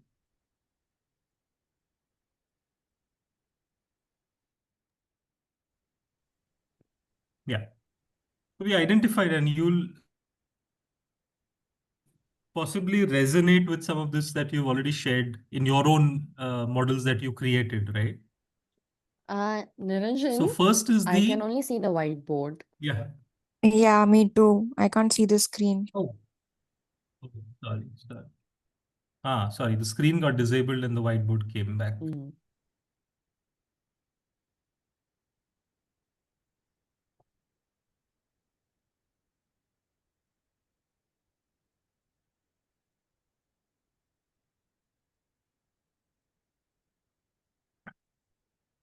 Okay, now you should be able to see the screen. Yes? Okay. Yes. So the first one, the first stage, or rather in um uh, any sort of conflict, big, small, external, internal, whatever, is that the potential for some kind of incompatibility seems to be created at the first stage. The existence of the conflict has still not come about at this stage. Only the potential has come about. Potential could come because of some communication issues, or it could come about due to structure issues, or it could, come out of some personal variables also. Communication, we know, right? That I communicated something to you, you understood it in a different way, and the topic ended there. I mean, we did not even know that some form of, miscommunication has happened, but the potential was created. Now, whether I miscommunicated, you misunderstood, that's a separate discussion for later. But the potential got created because of communication. Or it could be because of structure.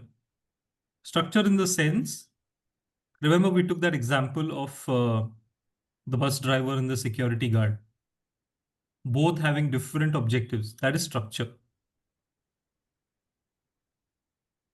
My objective conflicts with your objective. So automatically we will be in conflict. We are not, I mean, it's impossible to avoid because our goals, but my goal is perfectly fine. Yours is also perfectly fine. So it's not an issue of anything wrong here. It is simply an issue of structure. And the third could be personal variables. I mean, there could be things at my end which are happening, which you are not going to be aware of, so on and so forth. It is at the second stage where it goes into a little bit more detail, where first is you perceive the conflict. And second stage is you start feeling it. As long as you perceive it, it is still very internal. I mean, you could, you're just perceiving it to be that this could lead to a situation that I need to work upon. Feeling is when the actual personalization of it happens, that you put yourself in the conflicting situation and you don't see the subject matter to be the issue anymore. Now you start seeing it to be an issue of you versus another person. As long as it is not you versus another person, it is not personalization. It is only perception. But the moment now you say, I have an issue with this, I have an issue with personalization occurs, it sets the stage for conflict to actually start taking birth. Until you personalize a conflict, I would say it is something that can be easily resolved because I have not linked it to my individual self.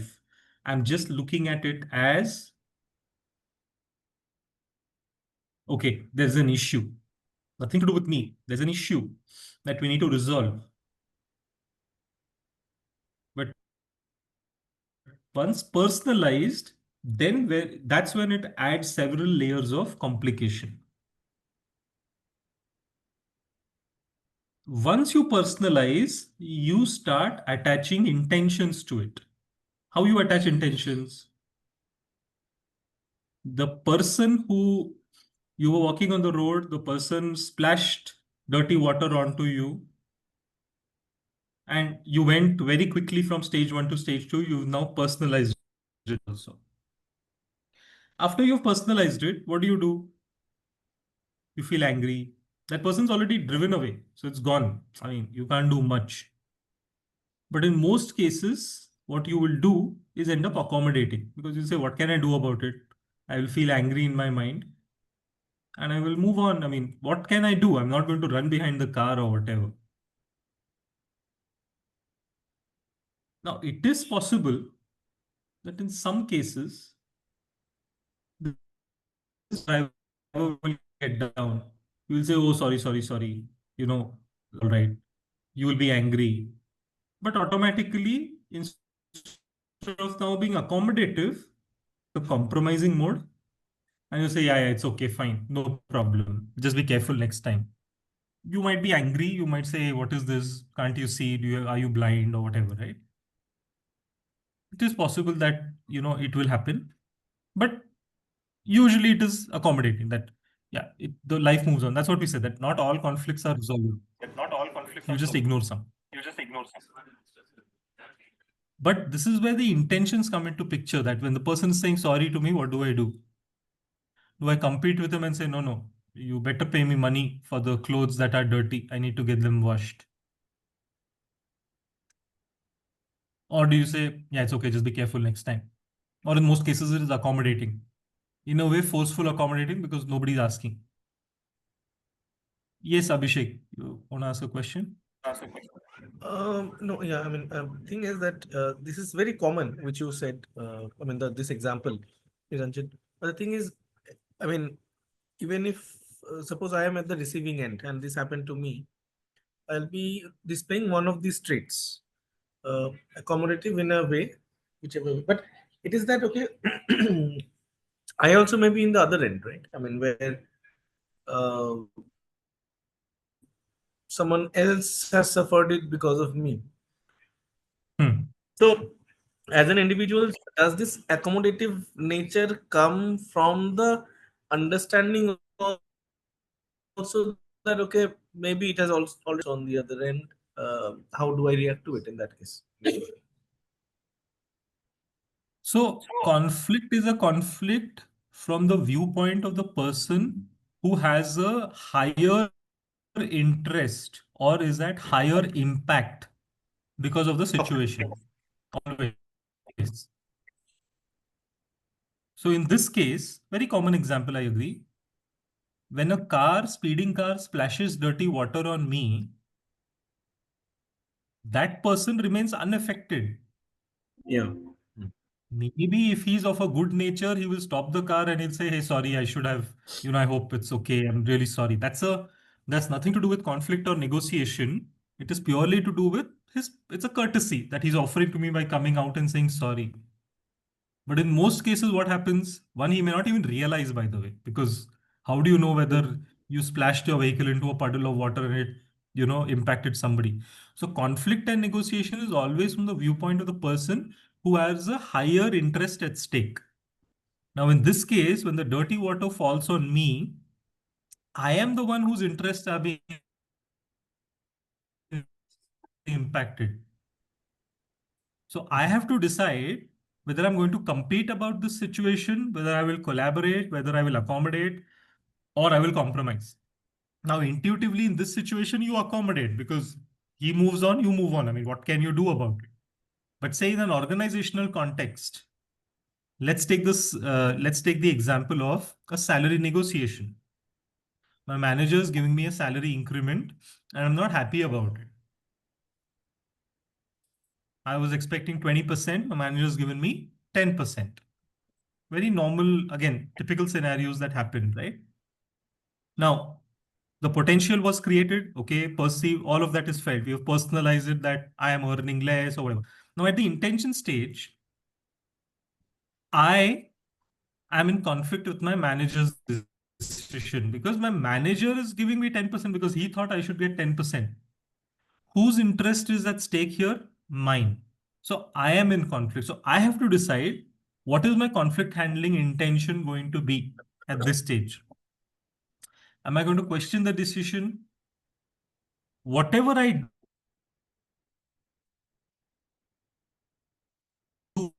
do, the conflict continues.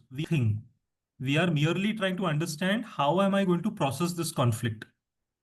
Because by doing any of these things, the conflict will continue because it does not get solved here.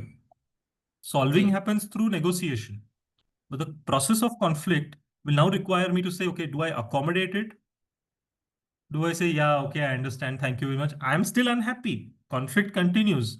But I choose to accommodate and just move on. Or what will I do, right? Then, whether I'm accommodating, competing, whatever X, Y, Z, conflict continues. And now it starts showing in my behavior. And let's say my managers. So let's say I have a discussion with my manager and say, you know what, I'm so unhappy with this. What is this? I was expecting 20, you're giving me 10. No value for me. I performed so well, blah, blah, blah, blah. All of that happens. Then from next day onwards, my behavior with my manager changes or his to me or both our behaviors change to each other. This is where the conflict is now come to the actual stage of visualizing it, which is behavior. I stopped talking to him. I stopped responding to his chat messages on time. Right? And this is not still bordering on indiscipline, mind you. Not all conflicts border on indiscipline. It's very under the skin. It's very nuanced. Mm. Wherein I will not even look at you and smile at you. Yeah, that doesn't affect my performance. But conflict is still there. And then finally, what this does, because it continues to be unresolved, is now it starts having an impact on my performance. This stage is the last stage. So long as it remains until the third stage, fourth stage also, I mean, it's impossible that it will not affect my performance. But let's just, for the sake of theory,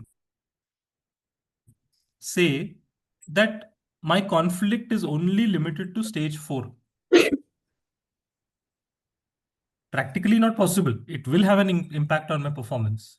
But if, it does have an impact on my performance, that's the stage which is the outcome of this conflict. Because in the organizational context, the organization cannot solve everything. What the organization is concerned about the most is your performance. Because as long as you're performing, that is what the company is very much interested in.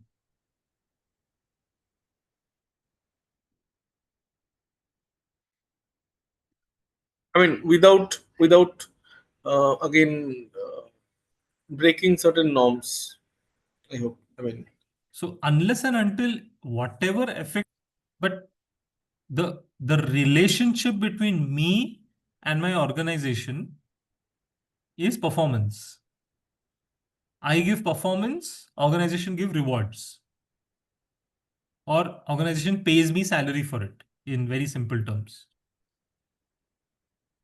It is at stage 5 of conflict process is where the conflict starts affecting my performance. And once that happens, that's when organizations get most concerned. Until then, technically, they are not concerned, because in the first 3 stages, it is not even visualized. So you can't even see it exists, but it exists.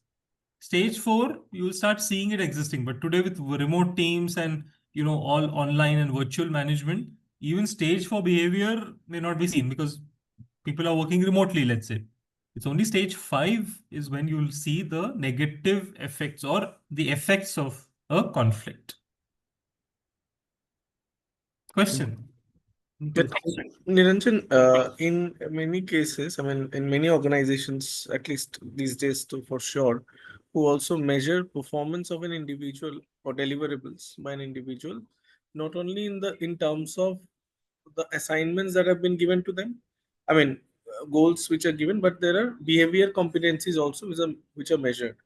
So in such cases, I mean, where behavior competencies also have certain weightage, will these aspects, like which are still under the skin and not in terms of disciplinary issues or insubordination in any way, will that still be accounted for? I mean, can that be accounted for as certain changes in behavior?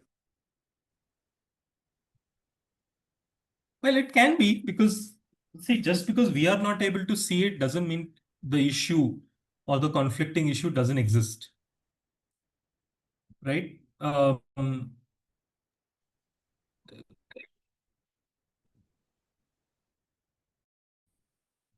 If you go back to stage 1, where the potential is only being created, but it exists. So whether you can see it or not, it exists, and therefore something needs to be done about it.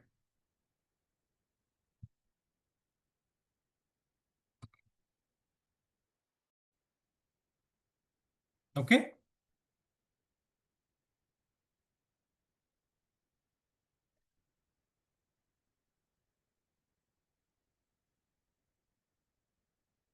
Now, from an application standpoint, what is crucial here is that I understand now what a conflict is. I understand now the 5 stages of the conflict. I understand how it impacts and how it grows. and finally the effect it has on performance. I understand this. But how do I apply and how do I make sure that these things do not, I mean, these things, one, do not exist in my organization. Two, if they exist, I should have a redressal mechanism so that as quickly as possible, I am able to stop it at the first stage or the second or the third or the fourth and not let it go till the very end. So there are a few Yeah. applications of this process. Number one, yeah, somebody was saying something? No, okay. From an application standpoint, what this means is that, I mean, it can have several applications, but some of the crucial ones, especially for HR business partners or anybody who's in this thing of policy making, is that when you design programs, right? Take any HR program, take R&R program, take a career progression, framework, or just take building something as simple as, okay, building a HR policy on leaves, let's say, right? We can take any one example if you want also, but I'll first generalize it a bit. Any HR program that you are designing or writing, try and look at so start with stage one, right? Saying, does this policy have the potential to create a conflict in any way? For instance, if I were to take a leave policy, and the leave policy says that if you want to take leave, you have to take approval from your manager. If the approval from your manager is not obtained in 3 days, the leave request will looks like. Okay. Now, if you say 3 days, it also means Friday, Saturday, Sunday are considered as 3 days in the system. Unless you say 3 working days. So if you simply say 3 days, it means you'll apply on Thursday, by night, late night, you'll apply for leave. Then it only gives you Friday, Saturday, Sunday. Now, what are the chances that typically people take leave on Fridays? High chances, because it's a holiday, long weekend. Saturday, Sunday anyway is a holiday for most people. So you have created a structural issue. How I apply for leave on a Thursday, by Monday, because my manager is on leave on Friday, Saturday, Sunday anyway leave, 3 days are over, Sunday night, midnight, 12 o'clock, the leave request expires. For me as an employee, it's causing irritation because I'm like, why did my manager not approve on Friday? And then the second irritation is, how many times I have to redo this process? Because then the manager will tell me on Monday, oh, I think I missed it because I was on leave on Friday. Can you resubmit? Okay, I will do it. But it has created a structural issue for me to conflict with my manager. So the solutions here could be, one, instead of saying 3 days, you say 3 working days, which means if I submit my leave application on Thursday, it takes to Friday, Monday, and Tuesday as 3 working days, then 3 calendar days, right? Communication structure issues. Or give an option that, okay, if your manager cannot approve it, your manager's manager can approve it, right? So maybe up to 2 levels, anybody can approve the leave request. That's another way to do it. So at least if a manager's on leave, then I can always say, okay, go to my skip level and say, hey, can you approve? It's urgent. He's not there today in the company. Or to say that in case your manager is on leave or whatever, then email approval is also fine, because let's say, systems are not accessible on phone, but email is easily accessible. So do that. So you identify the potential for conflict when you are creating policies to say, can this create some kind of a conflict between the people who are going to use this policy? If yes, Let's think about it. So the application of the conflict process can be in any area that touches the employee experience. Okay. Now, does it mean, because typically what happens is that you as the policy designer, all of this that I have just said, you've already thought about it intuitively in your mind. You are not, it's not that you have a bad intention. It's not that it's not that you're trying to make manager or employees' life difficult. It's just that all of this we think in our mind saying, this is easy. Of course, this is how it will be, right? But when the user uses the policy, when it goes to the user level, that's when these conflicts exist. Conflict will never arise with you. Conflict will arise between the people who are supposed to use the policy. In this case, the manager and the employee.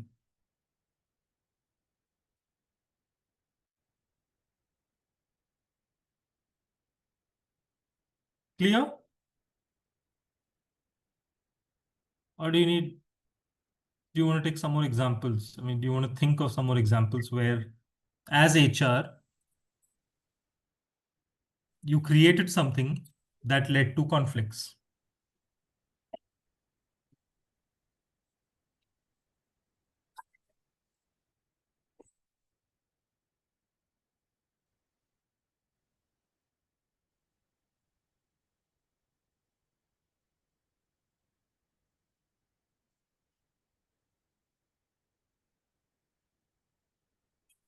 No? Any examples you want to share?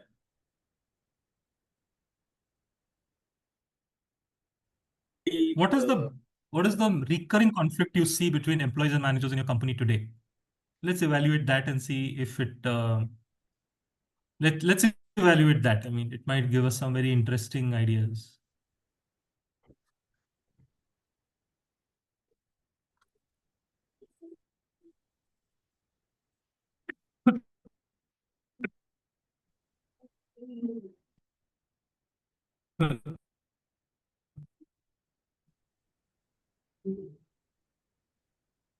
No conflicts in your organizations? Promotion and increments. Okay. Let's take that because that's a very, and let's try and put it through this framework. So, what is the first stage of promotion increment that creates the condition for a conflict later? Structure, it will come under structure. Why? Or how? Disparity in increments. Somebody gives more percentage to some good performing employee. So that may create a conflict with others. Okay. Let's put on a screen share again.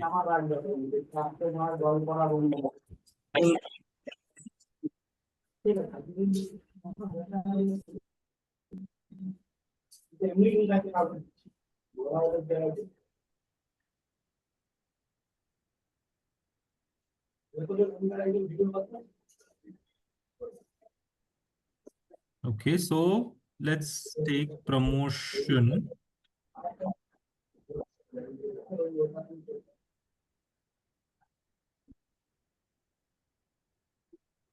Okay, so what is the stage 1 of promotion? Where does the incompatibility or where does the potential get created? Someone said structure, right? What kind of structure? For example, in our workplace, the appraisal process depends on when a person is performing well, they are scored on varied categories, right? But when it comes to their leaves, even though if the leaves have some reason to it, if it crosses certain number of LOPs, there will be no appraisal at all. So there's no weightage to performance that has created a lot of conflict. So Hmm. that's why I felt it comes under structure. And also when it comes to, I mean, it's not related to promotion, but if you're thinking of another example is leave policies, this paternity and maternity leave that they have, if a person is joining newly to the office and if they haven't worked for like some 90 days, they Mhm. can't avail it, it seems. And they can't avail it later as well, which means the person can't use that leaves, which I felt was not okay. And I also saw some of the people being upset about it, and that made them feel demotivated and dissatisfied. Okay. Let's hear from the class. How can you eliminate the potential in what Inba is saying? What do you think? How can she resolve this at the first stage itself? Can Hmm? we can have a promotion guidelines as a policy. Okay. No, through KRAs. Okay. I think Abhishek needs to go on mute. Abhishek needs to go on mute. Okay. Looks like he heard you. All right. What else? How do we solve this for Inba? Proper goal setting. Yeah, KRS maybe goal setting, proper goal setting and roles and responsibilities, proper job descriptions for a person. What do you think, Inba, of these things? I think promotional guidelines, yes. I don't understand what KRA means though. So, if you were to take promotion guidelines as a possible solution, right? Mm-hmm.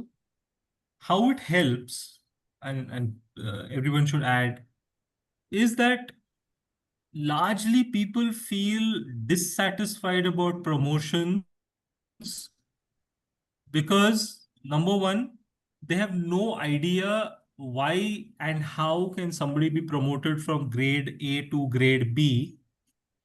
The criteria itself is not clear. So there is a structural issue wherein I have joined the organization today. My next promotion is 2 years away. But because there are no promotional guidelines, it has created a structural issue, not just for people who are eligible for promotion tomorrow, but even for me, though my promotion is only 2 years away, for me, I'm anticipating that 2 years later also I'll have no idea how my promotion is going to happen. Because today I don't see anything that says if you do A, B, C, D, E, you will be promoted in 2 years. Now, this is a very simple guideline. I know it's in reality, it will be complicated. But my point is, most organizations, even the ones that I have worked in, I have never seen promotion guidelines being available. Even if they are available, they are not circulated to employees. So the end user of this process, which is the employee, because like we said, conflict is from the eyes of the person who's impacted the most. So if I were to see promotions to be an issue, I have to view promotions not from the eyes of HR, not from the eyes of manager, but from the eyes of employee. Because it is the employee who's being impacted the most. And I have to say, okay, if this employee is likely to get into a conflict 2 years later also, may not be today, maybe in future, the solution could be in addressing the structure, in addressing maybe the communication around it. Right? That's what you do at a promotion. What other conflicts can you think of? Let's try and put it through, say, stage 2 now. I mean, maybe just take another example and say stage 2. If the manager has a discretionary power, you can go beyond the policy and, give somebody promote based on his performance. Yeah. Even though the person is worth getting that, but still it leading to conflict with somebody else, the junior or subordinate. So Yes. in those cases, how to resolve it? So I got the first part, but not the second part, Rama. What was that? If the manager, If the manager promotes someone based on his performance, using his discretionary power, that he can promote anyone at any time without any reason. So if he promotes somebody based on pure merit, still, the others get, conflict with the promotion being given to that person. So it could be resolved like even that is a meritorious case. so it's a meritorious case which deserved a promotion, but people feel it is not. Yeah. Right? People feel that they are, it's not, it's not very fair for them, like it should be given to equal opportunity everyone. Fine. So it's a meritorious case. So let's find the answer, right? Yeah. Which of the three conditions are playing their part here? So I have got a promotion purely based on merit. Okay. Yet everybody else in my team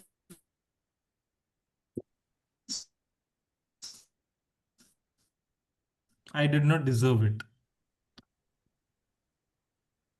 What is it?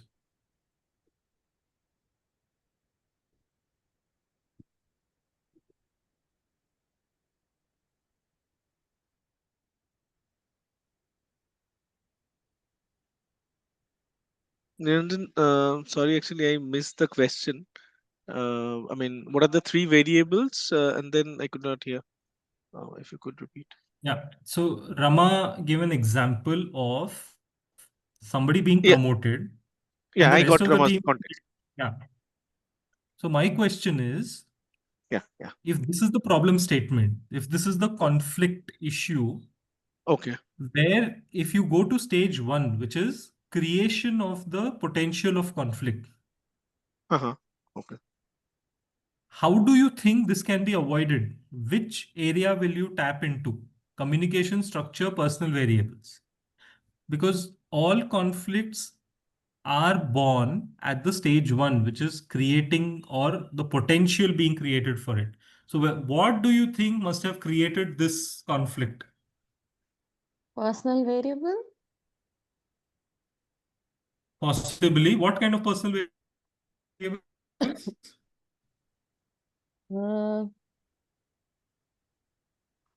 The way this person perceives the issue, that's why it's been awarded. So does that come under personal variable? Possible. Yeah. So in this case, I will throw in an assumption, Rama, that promotion guidelines are very clear.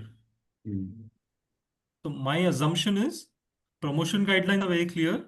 I have been promoted, yet the rest of the team has a problem with it. So therefore, it is no longer a structure issue. It is possible that promotion guidelines are absolutely clear, which means it is not even a communication issue. It could just be personal variables, which means the team and I, let's say at a certain level, our equations with each other are such that even though you give me all the promotion guidelines, even though you make them absolutely clear, because of the kind of equation I enjoy with the team, it creates potential for conflict. Yeah. Now, when two variables come here, one is the data side, that is the policy, the other one is the emotional part. So Yeah. which one should be taken that moment as a management? as a management, you should always go with what is there in the policy. Always.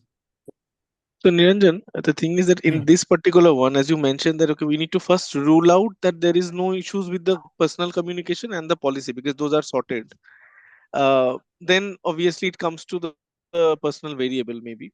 Well, But it's not a hierarchy. I mean, there are three antecedent conditions to potential being created. So it's not that one comes after the other, but largely speaking, it is simpler to rule out policy and structure issues because you can see it. It's there in front of yeah, you.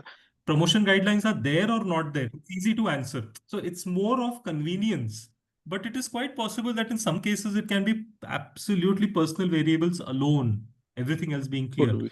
So yeah, I mean, but yeah, look at structure first, But because if structure only is not there, then everything else doesn't matter. yeah. But what I was also, I think Rama has asked that question. I think that happens a lot. I have also seen where both these are very much well in place.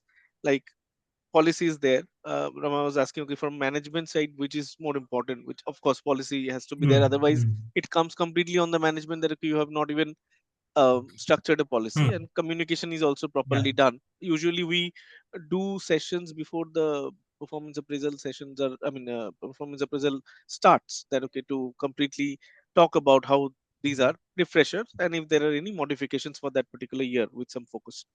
But it also may happen that okay, there are multiple, which is very common, there are multiple people in my own team who are structurally, if I go by the policy, they are eligible for a promotion. Like minimum eligibility or minimum duration has been passed, the minimum rating, whatever I was expecting, that is done. Now, out of that, out of maybe 5 people who are eligible, one got promoted, and now that is an issue. So that becomes more of a conflicting situation to even make people understand that okay, it is not really a personal variable only. Agree. But have you seen your promotion guidelines then? What are you telling employees? Do your guidelines say, for example, that you need to be meeting expectations or exceeding expectations in the last 2 years? Let's say that is criteria 1. Criteria 2 is you should be in this role for at least 2 years. Criteria 3 is you should not have any disciplinary actions to be, you should not have any disciplinary actions against your name. If these 3 criteria are met, these are our promotion guidelines. Now, if I'm meeting all these 3, I'm expecting my promotion. But now you're saying, no, I'm still not getting promoted because only one person can get promoted. So then make your guidelines clearer to say, because you need to see the conflict from the eye of the person who's impacted the most. So your promotion guideline need not say out of 5 people, we'll only promote 1 person. I know that that may not be possible to write, but you will say that promotions are generally for about 20 to 30% of the overall headcount. Some statement to that effect. After meeting the eligibility criteria above, please note that promotions are usually granted to 20 to 30%, which means 100 of your employees are eligible. They meet all the 3 conditions you have mentioned. But now they understand that even though we meet the 3 conditions, out of us only 20-30% will get promoted. Now, a lot of this is to do with organizational policy on how transparently you communicate these things in writing, and that differs from company to company. I know that largely companies don't want to communicate a lot of this somehow. I don't know why, but they don't want to. Or I know why, but I can't understand why they can't, But I think it's time for us to start doing it, because today people have access to all sorts of information. When we spoke of grapevine and gossip and everything, right? We said that becomes informal channels. I might as well get from formal channels. So resolving the promotion conflicts, I think, lies in the fact that you make your guidelines as clear as possible. I am not saying it will ever reach a perfect stage, but make it as clear as possible. If you are simply going to tell people fewer things and leave out the details out, it will lead to conflict. It's basically a committee decides the promotions. 2, 3 people sit and they decide, and they don't mention also what reason they are rejecting. They simply say that it's not found suitable. Nothing more. Yeah. So let that be part of your policy guidelines. Nothing wrong. The more you push policies towards transparency, full disclosures, the better for you. I'm not saying it will eliminate conflict, it will reduce them.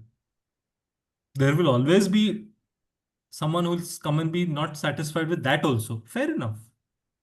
Next year's revision, include that person's concerns.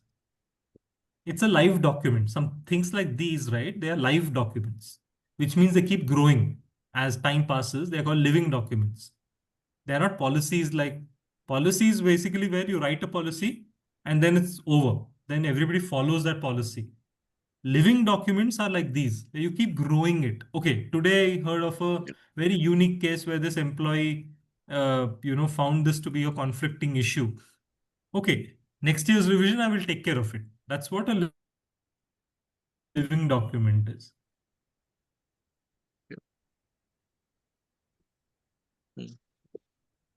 Okay. Any comments, questions? All right. The second stage is of personalization, where you, from perceiving the issue, you start feeling the issue, right? There's a difference. Can you maybe highlight what is the difference between perceiving something and feeling something?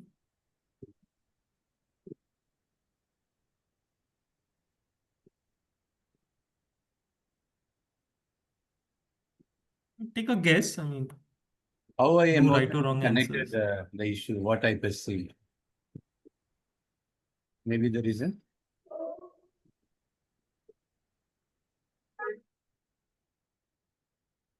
Yeah, go ahead. I mean, like I said, no right or wrong. I mean, just attempt. You're talking about the promotion example? Yeah, we can continue with that, but feel free to take any other example. Okay. So perceived conflict could be me seeing it as there's a problem when it comes to how they go about giving promotion or appraisal. Whereas felt conflict could be me thinking that my reasons as to why I'm not eligible. I feel I'm valid, whereas the other person doesn't feel it. So I feel not valued for the effort that I've put in. And so I feel like there's a problem. So then it makes it a felt conflict because I'm personalizing just to me and not talking about everyone else or how it applies to everyone, is what I'm thinking. I'm not Okay. sure. Yeah. Largely, yes, in the sense that, see, people don't get promoted every day. You get promoted once in a while. But the absence of a promotion guideline, and we are just taking promotion guidelines as an example because it is, but you can take it for any other situation. The absence of something makes me feel that it's unfair system, that, okay, this is what I'm going to So my perception of the issue is basically when I know what the issue is, does not necessarily affect me, but I'm still going to feel that it is. Feeling is when it is actually personalized to say, I am the one impacted by lack of promotion guidelines. In the case of conflict, we are saying we are drawing a distinction between perception and feeling. Because at the perception stage, conflict is there, but it is still not taken birth. I mean, feeling is when conflict has finally taken birth, and then it moves into the next stage.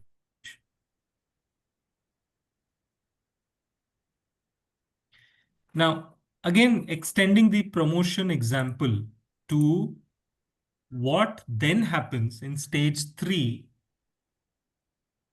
is that if, no, you can't see the screen now, right?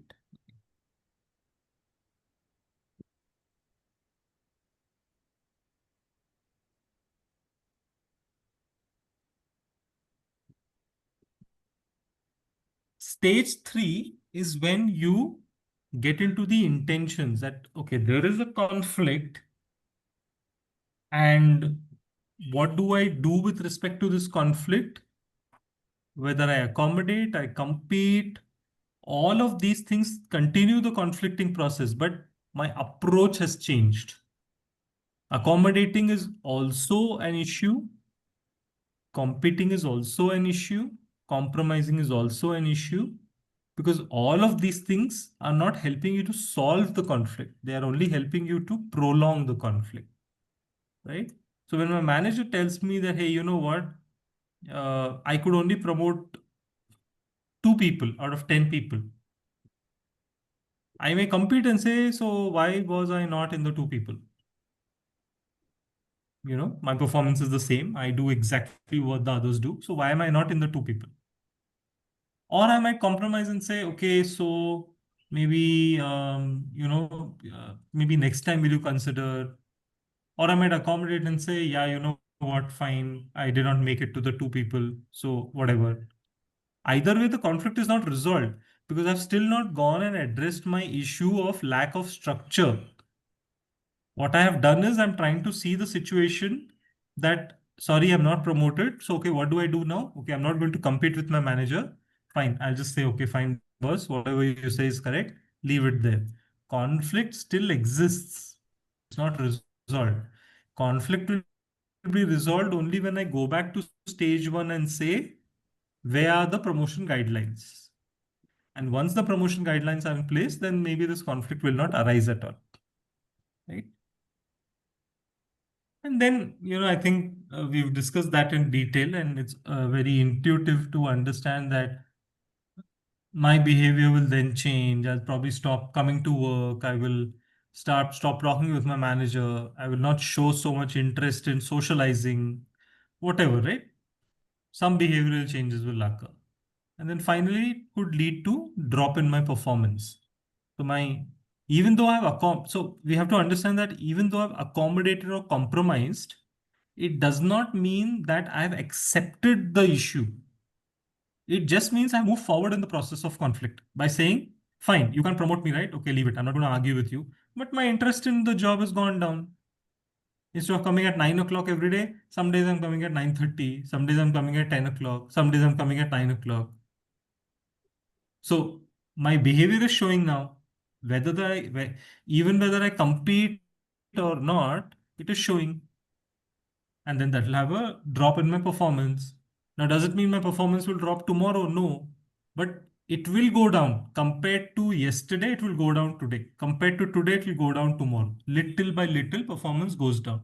Why? Because I have not gone and addressed, as a leader, I have not addressed the stage 1 of conflict, which is lack of structure. No promotion guidelines. And I'm telling this person, sorry, I cannot promote you because you know what? I can only promote 2 people. But where are the guidelines? And if it affects me as an employee, I need to know the guidelines. It cannot be a confidential document. Now, I'm not saying that as HR, you go and publicize everything no, not that. As much as you can, it should be in public domain. Some things I understand are super confidential. Yes. Can't share it. Agree. But whatever you can, let that be open and this thing.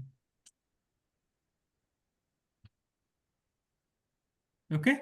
Even we can have the dispute resolution mechanism. But in our organizations, if someone dissatisfied with the promotion thing, they can still apply. They can go to the appellate and challenge the approval. Yeah. So that mechanism also could resolve. So it is go beyond the policy, and that could be challenged with the appellate. It can be a dispute resolution mechanism or something, wherein the principle of natural justice has been given to the person who has been challenging. Maybe in the conflict, so he could be heard in a very fair manner. That should be discussed on whether whatever he is putting here is a genuine one or not. That could be also here, and then he would be probably satisfied. He has been properly heard. He has given a chance to address his issues. So instead of strictly going by the rules and regulations, that is always see that the person's point of view also to understand that why he says that he has been is not a justice has been given to him or so that could be a solution. One of the resolution could be to all. Okay, all right. I hope you can see my screen again. I've switched. You can see, No. right? No.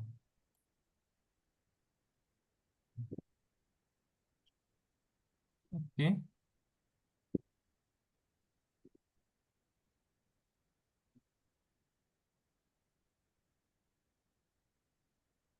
Now? Yes. Okay. I just want to share this with you, which, this is more on the 5 things, right? Where we said at stage 3, where your intentions come out. Basically, these 5 dimensions come from 2 key topics, which is assertiveness and cooperativeness. So when you are at stage 3, depending on do you want to cooperate or do you want to assert yourself, it will lead to one of these outcomes. So the 2 key elements in conflict management are how much you want to cooperate with this conflict, how much you want to assert yourself and say, no, this is how it will be. So if you see, and this is there in the reading material that we'll publish, but essentially, idea is for us to either exist at the compromising stage, but it is best if we can get into collaboration. If we can get into collaboration followed by compromise and obviously avoid the other 3. Accommodating looks very nice, but think of accommodation from the angle of the person who is being accommodating. Is it possible that he's the only one who's being accommodating all the time? Then that's not fair. Which is why collaboration and compromise also to a large extent, because compromise is somewhere you meet a midway. That's why we said negotiation comes into play. Collaboration is the best, where not only am I cooperating, I am also being assertive, you are also being assertive. So collaboration is an ideal stage to reach. Compromise is a good enough stage to reach. The other 3 stages to avoid are competing, avoiding, and accommodating. And this is on a scale of cooperation of being low to high, assertion being low to high, and this is how it plays out. This is where you have to focus your energy. Now, when we said compromise, right? Compromise is not a bad word as long as it is achieved via 2 people, right? And we touched upon this the other day, so I'm not going to go deeper. But for compromise to achieve, both sides need to feel that it's a win-win situation. Compromise is not compromise if one person wins and the other person loses.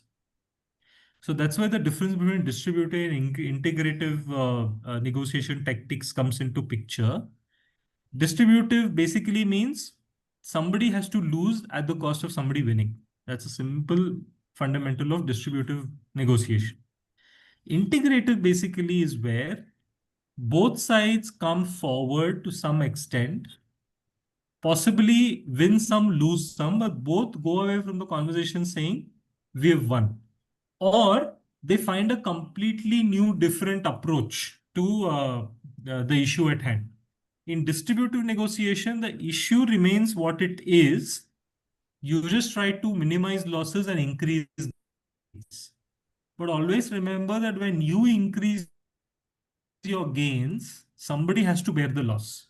And when you incur losses, it means somebody has gained at your expense. And that feeling in compromise is not a great feeling.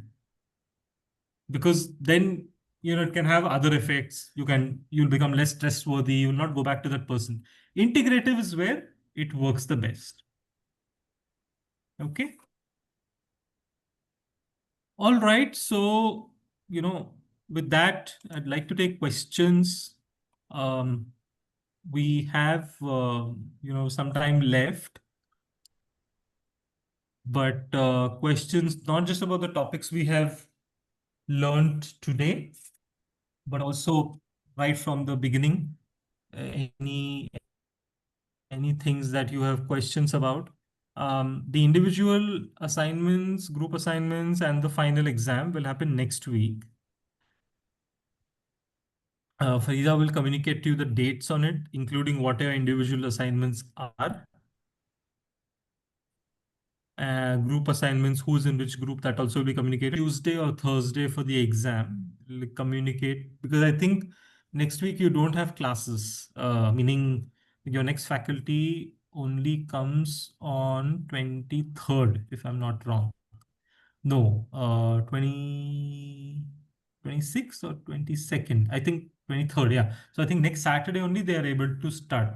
So effectively that gives you like a week available for you to. So then I thought, yeah, I mean, you might as well use the week to finish off everything. Then you can just focus on your next topic more closely.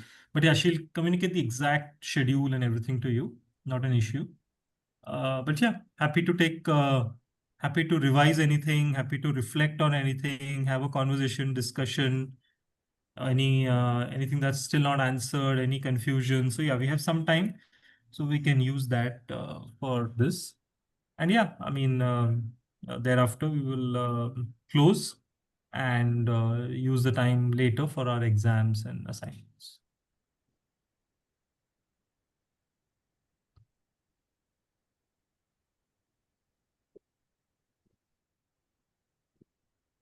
So Niranjan, this exam would be the questions would be mostly on case studies or the topics we covered, or it would be go under any other topics also. The examinations under the topics we covered.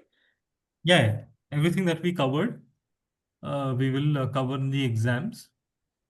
Because most of the topics we covered are fundamental. They contribute to what you will learn in the rest of this course, I think. So you will find the connection everywhere. So our exams will be limited to the topics that we covered.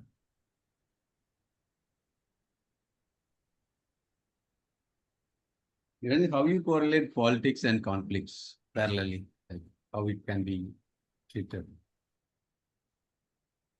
in a situation like So promotion? the fundamental of conflict is power, right? Fundamental of conflict is.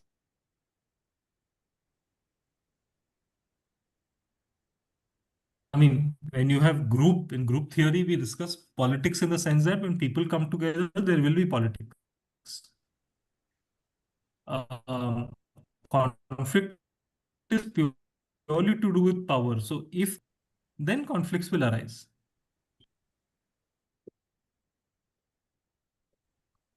Right?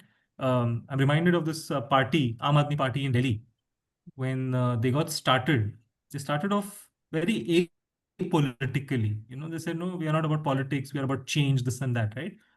5, 6, 7 years later, they started having a power struggle. And that has given rise to conflicts, if you've been following their journey. For the first 4, 5 years, there was no controversy with this party. Because they were claiming we are not about politics, we are about change, people. Great. I'm sure they were right. I mean, I'm not getting into that side. But the moment power entered into their domain and they started power, then the issue of conflict came in. And now we see so many people have left and there's so much controversy and all of that. So power and politics go hand in hand, but they don't go hand in hand because there's some direct connection between them. They go hand in hand because when conflict is created, when there is power and that power is misused, then conflict is created. And that's true, not just in politics, but in organizations too. So whether it is political parties, whether it is politics, whether it is organizations, whether it is a group of friends, same way it carries out. When there's power, can lead to conflicts.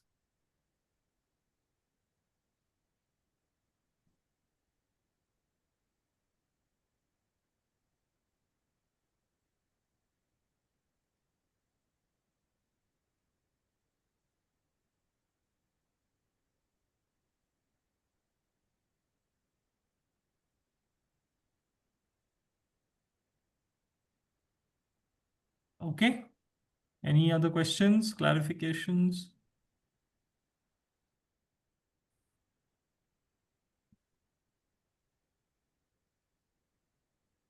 What are your key? What is just one, not too many? What is that one key takeaway you have from this OB course? The one that resonated most with you. And this is our last class, so maybe you should switch on your camera. At least let me see some of you who have very rarely seen. Shachi, Mahati, I know you may not necessarily be at home, and I think one of you is outside, but yeah, I mean, let me at least see who the students behind the voices were. Yeah, so what was your key takeaway? The biggest takeaway you had, which resonated most with you?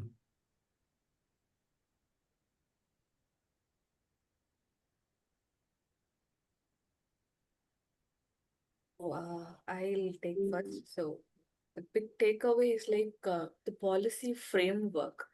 So when we had a discussion, or when you given an assignment with take one policy and comparing that with your the theories. So it was a very good takeaway. So we also analyzed the insurance policy, how it is getting connected with the theories, and the leave policy, how it is getting connected with the theories. So it was really a thought process, and so the anything or any when the policy is framed, it should be considered there is a connection with these theories. So the company is not making policies just like that. So there is a connection in terms of that theories. So it make me just a wow factor, like, oh, this is the policies, they are just making it with connected to the organizational behavior theories. Right. A good takeaway from me. So whenever the policy has been created, we need to think after these theories also, how it is getting connected with the management as well as with the individual as well. Yes, very, very true, very true. Because organization behavior, by now, as you would have realized, pretty much touches every aspect of your work life. Be it dealing with employees, be it dealing with managers, be it dealing with within the team, like what do you call within the HR team, or within the teams that you're part of. So entirely possible that, and in fact, you will notice that in the rest of the course also, that you will keep finding connections to OB, because everything either relates. So whether you have comp and ben later, L&D, it relates to individual behavior, group behavior, leadership behavior.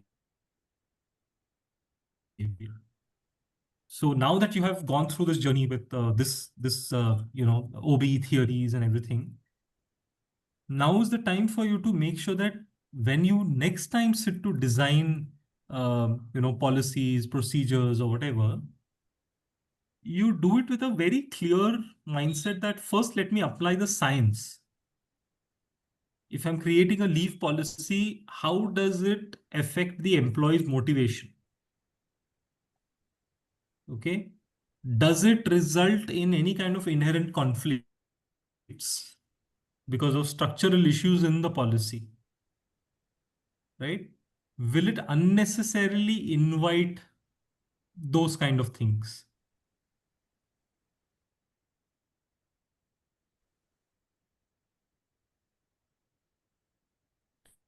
If I'm creating something like maternity for men, but what I'm trying to say is things like you have to be in the system for 6 months before you can avail the policy. Right?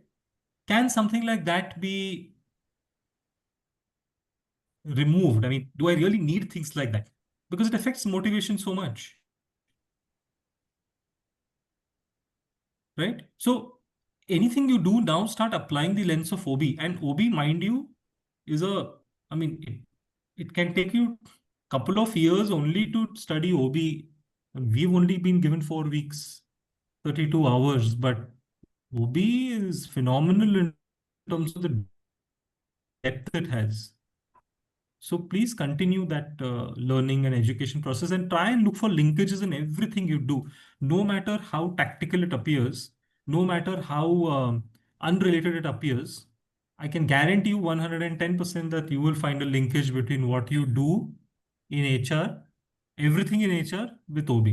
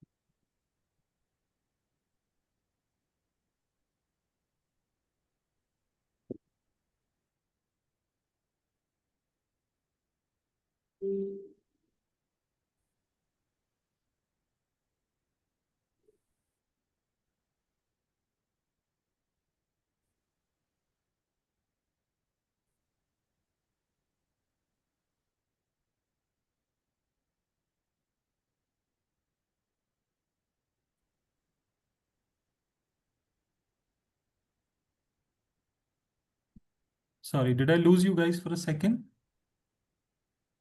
Yes, Nit. Yes, Niranjan, I guess. I mean, I thought, okay, it wasn't on my end, so because I'm out of station, so I thought of saving some bandwidth, okay, with the camera off. Okay. No problem. And So I think, Niranjan, yeah, Shaji, please go ahead.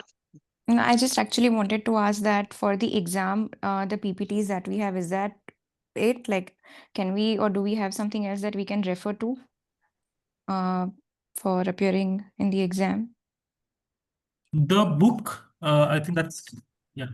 The book will be a good one for you to, not, I mean, exam is okay. I mean, see, exam, you can look at the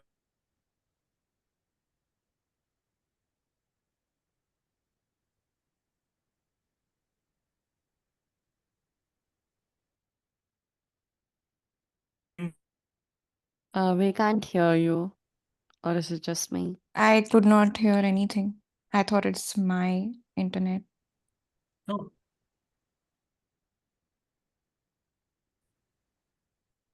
Okay. Are you better now? No? Hello? Yes, Yeah. Can we you can hear me hear you. Yeah. now? Yeah. No, so I was saying that the uh, exams are just a way to test how much knowledge you've assimilated over the last, few weeks with respect to OB. Not so much to test every depth of OB, right? That's not the purpose of the exam. But because of the fact that this topic is going to touch practically everything that you learn ahead in this course, follow that book. That's a highly recommended book by Robbins and Stephen Robbins and the organization behavior book. I think I pasted the link of it. I mean, anybody in the class can share it with you if you don't have it. But that book is a good investment to make right now. It pretty much covers everything with a little more.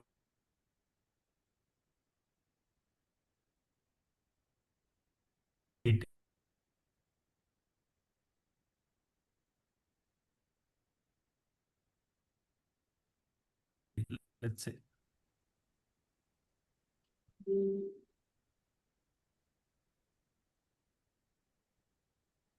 So that's about the exam. But yeah, I mean, get the book. Niranjan, I had a discussion with my head HR. So he knows that I'm undergoing this class. So he asked me a question. What is one thing that will not match Maslow's theory and ERG theory? So what is that one difference? So still I need to answer this. If you can give me a thought process on this, I can answer the same to him. The One difference is not between mass. one factor which is not matches Maslow and ERG theory. So Alderfer theories. So Maslow is telling one thing and Alderfer is telling one thing, but it is one common difference is that what is that difference? So still I need to answer him. I'm just hiding myself. I'm not able to answer. What have you come up with so far? So Maslow's theory, I can see that we have the needs to be get sorted out for psychological needs, safety, self-esteem. And Alder theory is like ERG theory, existence and self-esteem and all those things, self-actualizations and other things will be there. So there is one difference in these two theories. What is that difference? What Alder is telling and what Maslow is telling, there is one difference. Yeah, I know. So I'm saying, what conclusion have you come up with so far? So this need, for me, Maslow theory, I can say once this need has been completed, for example, psychological need is completed. For me, I feel psychologically satisfied. Then I'll move on to the next thing, safety. Yeah. And then Yeah. I will move on to the next self-esteem. So this has been satisfied for me. I'm just moving on. But here, I think I may correct or wrong. I'm not sure. The next Alder for ERG theory says it's not very necessary that I need to satisfy this and I need to go to the next.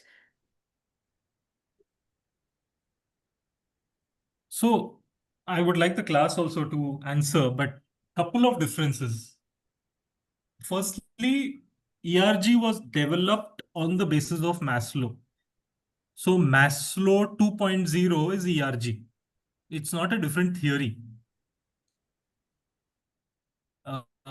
Maslow developed over a period of time. Then one key thing with Maslow is it tends to assume that once you completely are fulfilled with your social and psychological, physiological needs, then you move to the next level. Then after you accomplish everything there, you move to the third level, then fourth, and then fifth. So Maslow tends to take a little more, I would say, conservative view of the fact that you can move upwards. ERG, what it does is it says you can keep moving up and down. So what ERG says is, if my low level needs are met, I'll be motivated to go to the next level needs. Okay. And let's say my next level needs are not met. It says I will come back to my lower level needs. Maslow does not make that distinction. Maslow says, once my basic needs are met, then I go to the next level. After they are met, then I go to the next level. Then finally I get self-actualized. So Maslow doesn't give room for you to come back. So Maslow doesn't say, okay, I'm at self-actualized. Now I'm bored. I'll come down. No, once you're self-actualized, you have to be there only. It's a little rigid. That's why when Maslow was developed, and one of the developments took place in the shape of ERG, which says you will be somewhere here, you go to the top, not happy, you come back here. So I don't, like for example, I'm feeling very secure in my current role. I get a promotion, I move to the next role. Now suddenly in the next role, my basic needs are not being met. So if ERG is to be believed, it says I will be a lot more comfort to say, hey, can I revert back to my old role? And see that happen a lot of times. You move people from individual contributor to manager. Later they come back saying, I was happy as an individual contributor. I'm not happy as a manager. If I apply Maslow, it basically means when I'm promoted to be a manager, I should be very happy. Because I moved from level A to level B, a higher level. So ERG allows flexibility. If I have to point out one difference, but you should do your own research before you come to any conclusion. Maslow is very rigid. It says you can only move upward. You stay where you are or you move upward. ERG says you can keep moving up and down depending on your state of mind. But do find your own answers. And if your HR head agrees with them, share it with me so I can also learn something new. Sure. I'll do that.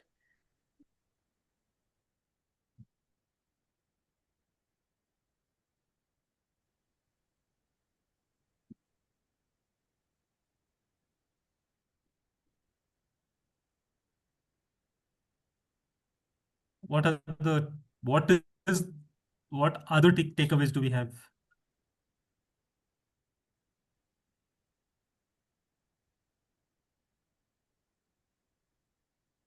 For me, it was related to perception because it was on a personal reflection level. How it's when you spoke about selective perception and all the perception problems, it was natural for us to be a victim of that, right? And how, when it comes to a workplace, we have to be very mindful of that and being more aware, which requires constant reflection and taking accountability, which is something that that still stays with me. Yeah, yeah. And considering in organizations, we are now saying incumbent on all HR to kind of start looking at perceptions, including the perception of HR in the minds of employees. Very important. How employees perceive HR department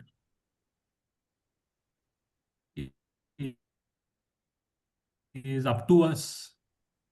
And that will also in a way help us to increase our visibility at the decision-making table. Right. So now all of you are students of OB and you will learn so much more in this session and this course. Totally up to us to improve our perceptions in the minds of business as well as employees.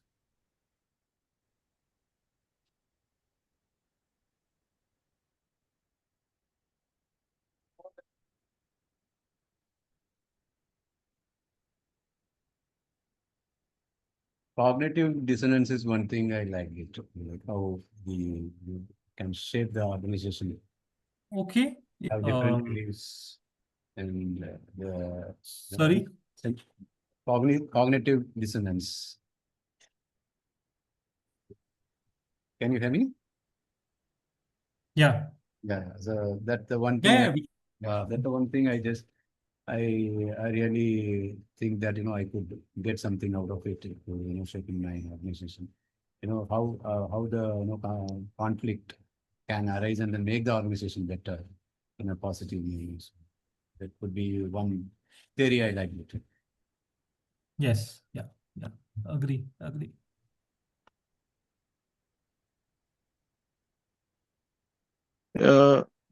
So Niranjan, for me, I mean, it's a vast topic, right? As you mentioned that, okay, so just telling one key takeaway is very difficult, but while we all know that, okay, what enables things in an organization, that is very clearly visible, okay, why OB matters so much. But I think uh, why things happens, that why perspective or the why factor is very important in OB.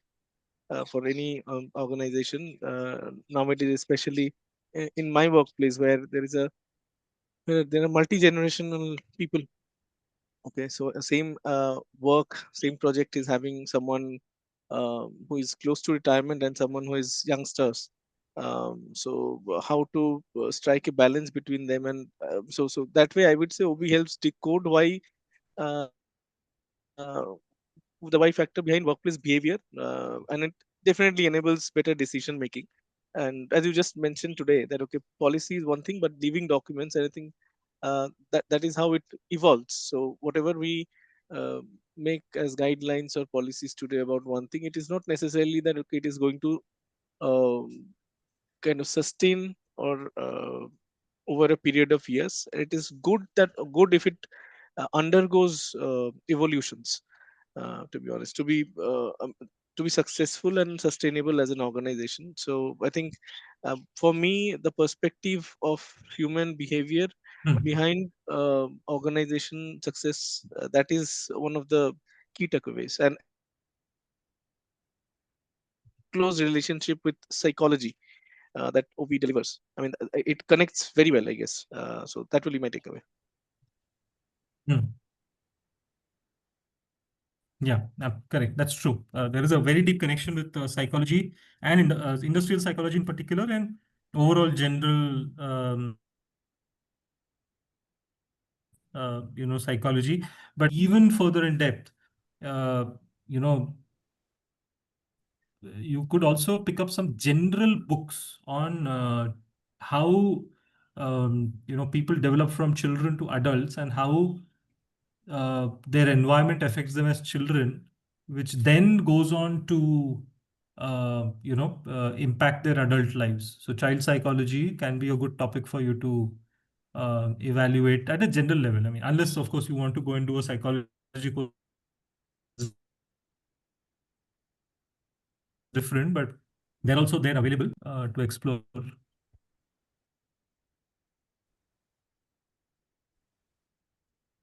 There is a beautiful book Sure, called Niranjan. Find Your Why, Simon Sinek. It's a guide for discovering purpose for you and your team. So you can look into that also. It's a very interesting book. Okay. Yeah, thanks, Rama. Yeah, Niranjan, for me, the modern theories that the topic is OB is very useful, and then it's all new for us. For me, it's all new for me when I'm looking after it. Even though I'm working in HR for the past 8 years, then the things what you have told to us, it's all new for me. And then the theories are more interesting, and the modern theories what you have said to all of us.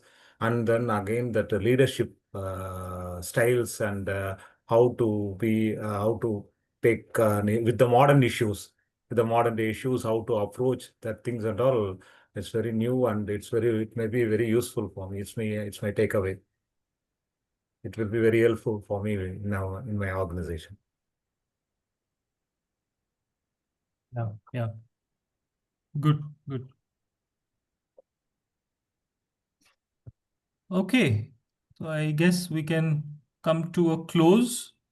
And thank you very much. You've been wonderful colleagues in this learning process. I hope I was able to share some of the knowledge, theories, and experiences as we went through the last 4 weeks. Of course, I'm always available beyond the course to help clarify anything you think I can clarify. So do reach out. LinkedIn is available, but we are connected through Kelsa also. So anytime you want, just drop in a note, and I'm more than happy to come back and talk to you. But for the rest of your course, all the best. I know you're going to do great.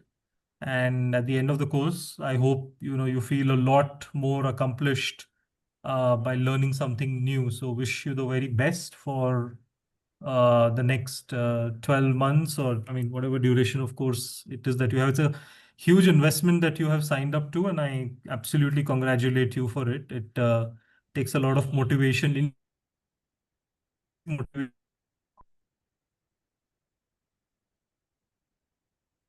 to be able for doing that. All the best, and see you soon. Thank you, Niranjan. It was a wonderful session we had last 1 month, and you are so nice, and whatever we have learned is very, very interesting. In the sense when you were conducted very professionally, and thank you so much. And you will be Thank you. coming any of the other programs, or this is for one session? We will be joining I don't into know. That depends on Kelsa. Yes, Yeah. I'm yeah, just the putting sessions in are my. very lively, Niranjan. Thank The you. sessions Thank are very lively and more interactive. The day that guest lecture, she also took a very good session, but the day itself, we miss you on that day. Yeah, that True. definitely. Anyway, as Rama said, we are waiting to see you again in the same in upcoming classes. No, my pleasure. I have put my email ID and contact number there in the chat. So, and of course, I'm still going to be interacting with you maybe, but we will when we share the assignment exam, but that will happen next. Please connect directly on email or WhatsApp. The fastest, easiest, and simple way to do so. Thank